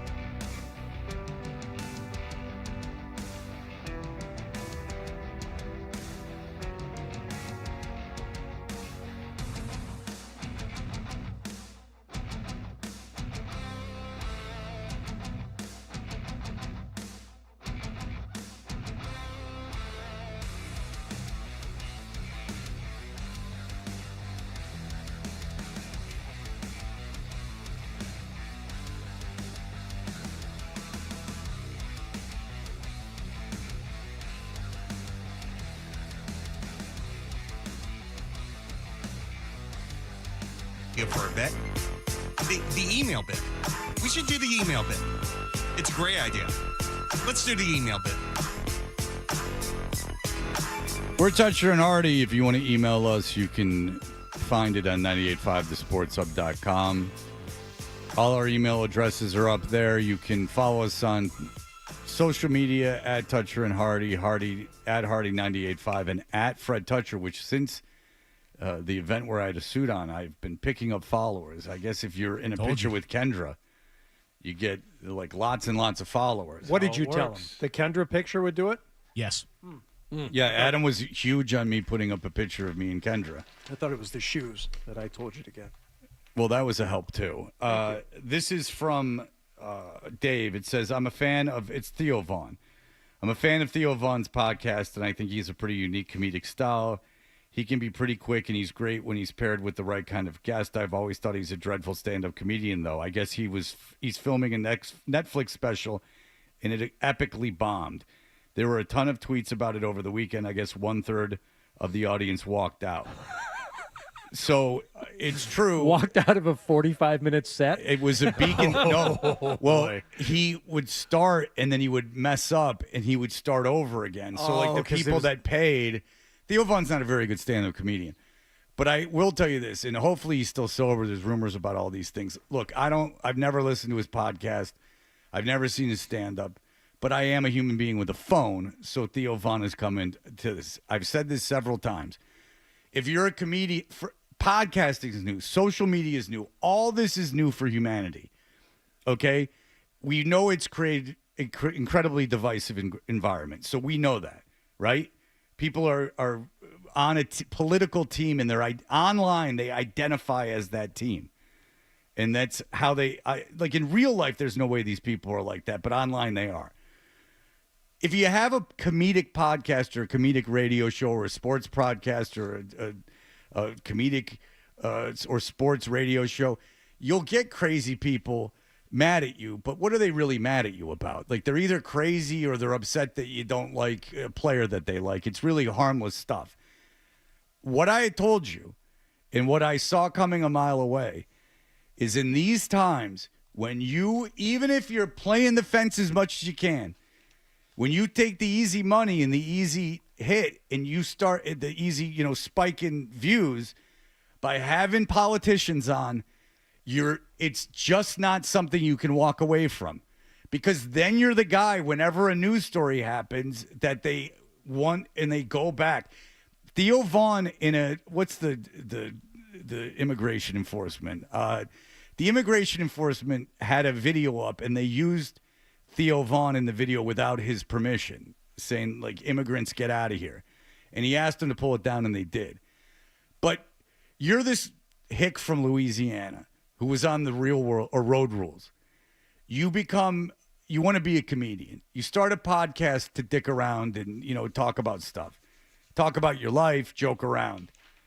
All of a sudden, you're part of this quote-unquote manosphere where you got the president on, you got the vice president on, you got Bernie Sanders on. All of a sudden, this is different than Rogan, who I think is a different being. But Theo Vaughn just seems like a guy who just wants to be a comedian, but you get offered these guys and they go, look, this is going to be huge. If you have this politician on, you're going to get 40 million people watching you. And you go, oh, my goodness, and millions of dollars come your way. Da-da-da-da-da. But now you're Theo Vaughn. There's no turning back. He doesn't want to be a political comic. He doesn't want to get involved in politics. And now that's what his career is. It's got to be awful having a Reddit page dedicated to, like, you ruining the country, or even when it's people like you're saving the country and it's even stuff you don't believe, you're getting blamed for what's going on that is out of your control. He doesn't have anything to do with what's going on in government. He has nothing to do with what's going on in your life. But there's no getting away from it. You buy into it, like you said, and now that's going to be a part of what you do. And I have no idea about him as a stand-up either, but there were a couple other comedians talking about this recently, because now if you get some notoriety, either from having a podcast, which may not even have all that much to do with comedy anymore, or it's just other stuff, or you get a couple of good jokes that go viral, And the next thing someone wants to do is give you an hour special. Here, take it. Let's do it. Let's strike while the iron is hot.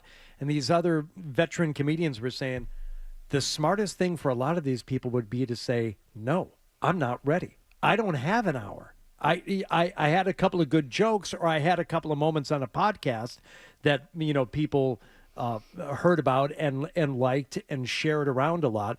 But if you want me to put myself out there for an hour, I'm going to get exposed, because that's what happens with a lot of these comedians now that everyone's getting a special. You find out, oh, they're really not all that funny. Then a lot of people with so many choices now and so many options for your eyeballs, you're only going to get one chance. Oh, I saw a special from that guy. It wasn't even funny. Yeah, you're doing like an arena tour when you've done clubs for like 5 years, right? Yeah. Like, you're never going to be able to entertain that room.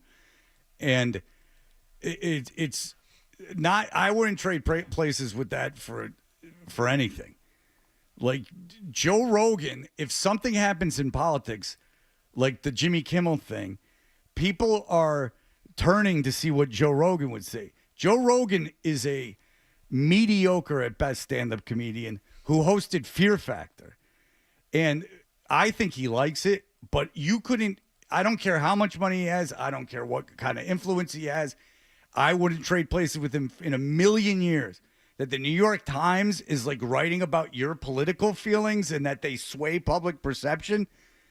And you're a kung fu guy from around here with no education in it and nothing. And you're just like some guy who's jiu-jitsu man. And people started watching because cold plunge. They wanted to cold plunge and do jiu-jitsu. That's like why people first started listening. Carved venison steaks. And now you're being used as a political tool, and people are like hanging on what you're going to say about certain issues. It's crazy.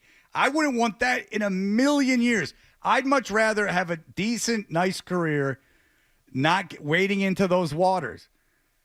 I think Rogan, based on the little I know about him, and I've met him a few times and talked to him, my guess is that he is enjoying this because he has an idea of himself that might not be entirely accurate. But I can almost assure you, Theo Von, who I've never met, wants nothing to do with any of this. And it was quick money, and it was offered to him. And it's not even malicious. He just thought, yeah, I'll have these politicians on. And, what do I care? I don't know anything about it. We're just going to have this like mellow conversation. And it's not his fault. But because of that, he gets lumped in with Rogan. He gets lumped in with Ben Shapiro. He gets lumped in with whatever progressive guy's on. I don't listen to any of it. I don't even know who any of these people are. I'm 50 and I have no time for it. I'm not, watching YouTube shows. But Theo Von doesn't want to be Ben Shapiro. Theo Von doesn't want to be that. Theo Von doesn't want to be, Candace Owens. I don't know who the hell else has stuff. Whatever liberal has stuff, I would use that name as well, but I don't even know because they're not famous. But you understand. Yeah, well, that's what he is now. He doesn't have a choice. If he's having a breakdown, which is what everyone is speculating because people walked out of his show, I could have told you one of these guys was going to flip because now you're being used in government videos out of context, without your permission. No. I don't want anything to do with that. Well, you don't have to. Well, because I know I'm stupid. That's the thing. No one's making you, is what I'm saying. He's 45 years old. Stop yelling at us. No one's making you. No. Now I'm in no position. No politician in here. I don't know what to ask him. Rich and Franklin wrote in. He was very confused by something on the show this morning, watching on YouTube. He said, "Why is there a tufted titmouse on my TV?" Oh, it turns out it's just Wallach without a hat. So that is you, Wallach, today, not wearing a hat. No hat today. Do you know Rebel. why? Do you know why? I want to look like a grown-up. Yep, today's the day. Because I got to go talk to some Celtics. Mm-hmm.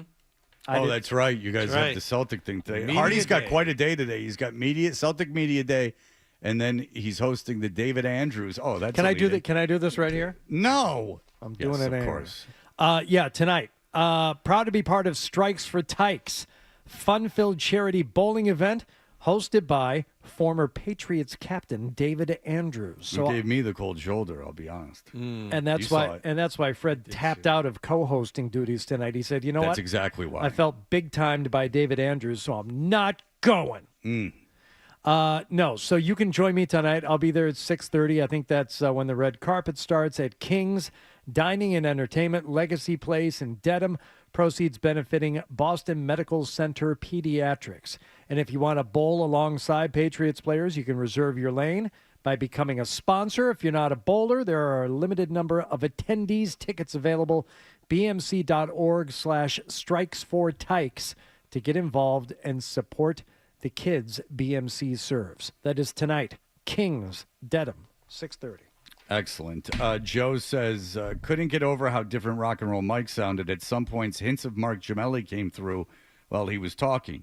Could it possibly have been an excommunicated father doing an impression as a desperate attempt to reconnect with his estranged son? Picked the wrong If day. only for a moment. Love the show, Joe. Nick can't even be at work when I call. I was just going to say, of all days. Nick. This is Rock and Roll Mike. I'm not in the North End.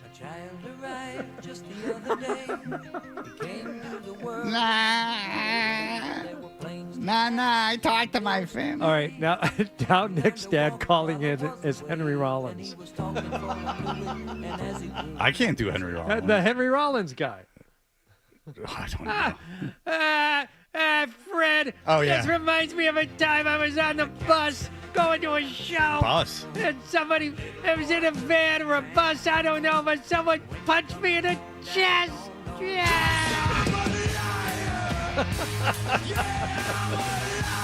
They get the music right after it, too. Very good. This is blind Scott. I can't see nothing. I'm in the North End, no. I'm in the North End, but I can't see. Now I'm on hold all show. Hi, this is my blind. I'm blind. Whatever my name is, I just remember I'm blind. Sarah from Everett here. I am walking these dogs. I saw Fred gave me the big eyes. I think he wants to get with me, which is more than I can say for myself. Whoops, no, it's Sarah. This is Sarah. I got a cold. Yes, John. You now do Doris Burke. Adam sent me something, and it was of J.J. Redick talking about how he thirsts for information. And that he was the way he was proving this is he said that he talks to Chat GPT for an hour and a half a night. Yeah. And that is his thirst for knowledge. Yeah, well, how do you get smarter? Yeah. No, I don't. Don't talk to an actual human being. Or do that. Just talk Read to a a computer. book? Yeah. Talk to a computer. Written words are out. You see, the Lakers gave him an extension 1 year into his first contract. That's the first thing they announced. What did week. he do? I don't know. Did they lose in the first round? They won 50 games. And they gave him a contract extension, a multi-year contract extension. He was 1 year into a 4-year deal. Well, I guess good for him. He's insufferable. He's another one of these guys. He thinks he's very, very intelligent. ChatGPT. Fine, play around with the computer. Saying that you're a genius. If you're going to go the AI route, at least use Sarge GPT because that has some actual value to it, unlike this Chat GPT BS. It's very beta right now. Yes, but still, I mean, Reddit could certainly get a little bit of juice out of it. I think. Sarge GPT is booting up. I mean, it does cool stuff. Like you can take a picture of a math problem, and it tells you how it solved it. Correctamundo. It has value for teaching. I just don't think that it proves your intelligence that you talk to your phone for an hour and a half. Do it all you want, but then don't act like you're, exploring the Congo for, unheard of insects. No. You're talking to your phone about, the Kennedy assassination. I don't really know how this is becoming the world's problems a sign of intelligence now. Yes. You might as well walk around with an question. encyclopedia set in your backpack. All right, we'll be back in just a moment. Here are the headlines. Did Sarge Essential Sports Hub headline presented by Celsius Energy Drinks. Patriots are now 2-2.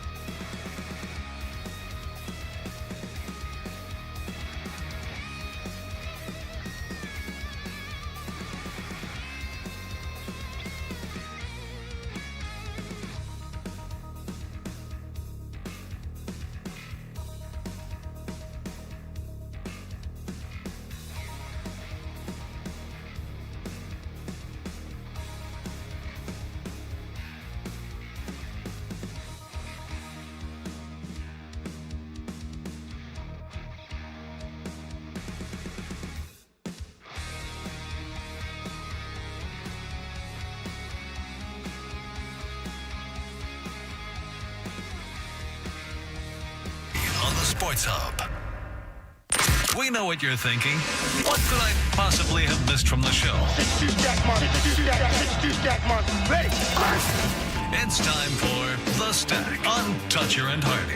All right, Toucher and Hardy wrapping things up. What do you got, Hardy? A couple of musical announcements. Descendants have announced a 40th anniversary reissue of their album, I Don't Want to Grow Up. It'll be arriving this November. Now, what do you think will be on this 40th anniversary reissue? I think I saw an ad for it. It's got like a booklet in it or something. That's right. It's got a little book in it. So you run right out and get that thing. It's so crazy. When I was a kid, I was, there was my friend had a neighbor, Jeff Benish, and he was like a sharp skinhead.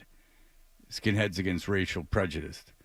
And he was the first like real punker I ever met. And we went into his room. I was in 6th grade. We went into his room and he had like, all these records and stuff. And the Descendants record had toilet paper on it. So I picked that one up and he said, you can take it to Craig's. We went to Craig's and we listened to it and I like fell in love with it. And then I went out to find more, but Harmony House didn't have Descendants records. So I went to the library and got microfiche. And they had 2 little blurbs in Thrasher magazine about the Descendants. And then we called record stores. And then we would drive out to the punk rock record store in Detroit. And like you find the Descendants album, you'd be like, woohoo. And now with the internet, like every show they've ever done is up on the internet. All these reissues. I've met Milo, the singer of the Descendants. I've had him on the show a couple times. I've been backstage with him. I got it, which was an in-and-out mission. Went from literally driving around places to try and get your hands on something tangible having to do with something that you loved. And now it's like, oh, anything you could possibly want or think of is it's right here. It's literally in your pocket. But look at what started you on your journey, the public library. Oh, isn't that lovely? It didn't start me on my journey. It was part of my journey. Right, what started me in my journey was Jeff Benish's house. So those days are done. And there was something, because I didn't even know what they looked like for, Jesus Christ, 10 years? I had no idea what they looked like. And then you would hear like a video of theirs. Put any band in this. A video of theirs was on 120 minutes. And you'd be like, what? Like, oh, they may play it again. And then you sit through 120 minutes like for 3 times. And they don't play anything but British Bauhaus nonsense. And then you get mad at MTV. But that will never exist again. Are there even scenes anymore? You tell me, Adam. Is there a place where like-minded people go to experience art? There are. It still happens. It's still around. With the youth? Yes, absolutely. All right. You got your finger on that? I do. I pay attention to such All right, things. good. Very good. Is it happening in Alston? Yes. There's always iterations happening in Alston. Always. Okay. And there always will be. Another musical news item here. The wife of the bass player from Weezer is going to avoid jail. You'll remember this from a few months ago. She shot at some cops, with a gun. That's frowned upon, right? Yeah. Officers had been pursuing an unrelated hit-and-run car chase. One of the judge has granted a mental health diversion for her. So she won't have to go to jail. But what's with the mental health? I mean, it seems pretty clear-cut what happened other than the whole not lowering the gun. Well, Fred, you knew about this woman. She is a best-selling author because one of her books is called Some Girls, My Life in a Harem. That was the autobiographical account of her experiences as a former call girl for the Prince of Brunei. So she's got some stuff she's dealing with. Working through. Exactly. There are a ton of really hot models that share that same story. Don't shy. Good. Now you can make up for it. You can be nice. Tell them what just happened. Just outside. Yeah. Oh, I'll be there. Oh, you're sad because David Andrews' That's right. Fred. The real Fred's star is not going to be there. That is No, correct. that's That is unfortunate. correct. I had to bail out of the Dave Andrews thing tonight. I got the family. I got to go to a school thing. Family issues. Yes. So the Weezer sketch on Saturday Night Live with Matt Damon and Leslie Jones.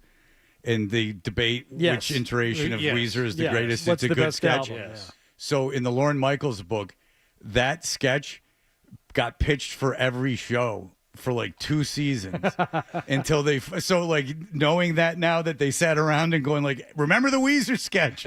And they were like, no. And then the next one, we got the Weezer sketch. And they're like, no. And finally they did it. And it went very, very viral. You know what always fascinates me about Saturday Night Live is they'll, twist themselves into knots coming up with, the best sketches, the ones that get cut after rehearsal. And then after rehearsal, they'll rewrite jokes and all this stuff. And there still ends up on the show so much stuff that doesn't land, that just isn't funny, that has gone. It's not like they came up with the stuff that day.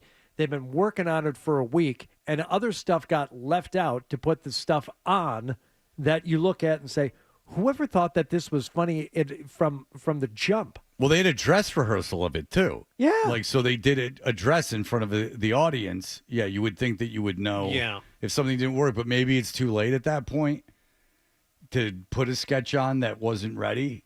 I think the only thing happened in dress is something gets cut. I don't think you can ever I don't think you replace can it with add. anything. Yeah. Right, at that point, because it's still got to be like marked off, and you got to know where the cameras are going to be and everything else, and there's background music and stuff that's necessary. So that's got to be a bad feeling if something tanked in dress, and then it's going on the live show. There's no fixing it. You got like an hour to fix it. I don't think that's going to happen. Has the new season started? No, it starts super late. I don't even think it's this Saturday. I think it's like next Saturday. Just suffice it to say, everyone's back. Yeah, which is... They just don't switch the cast out. It's 30 people. Well, like a bunch of people left, and then they said, oh, but by the way, we're hiring these 4 people as well. Not a bunch of people didn't leave. Only one person of any significance is gone.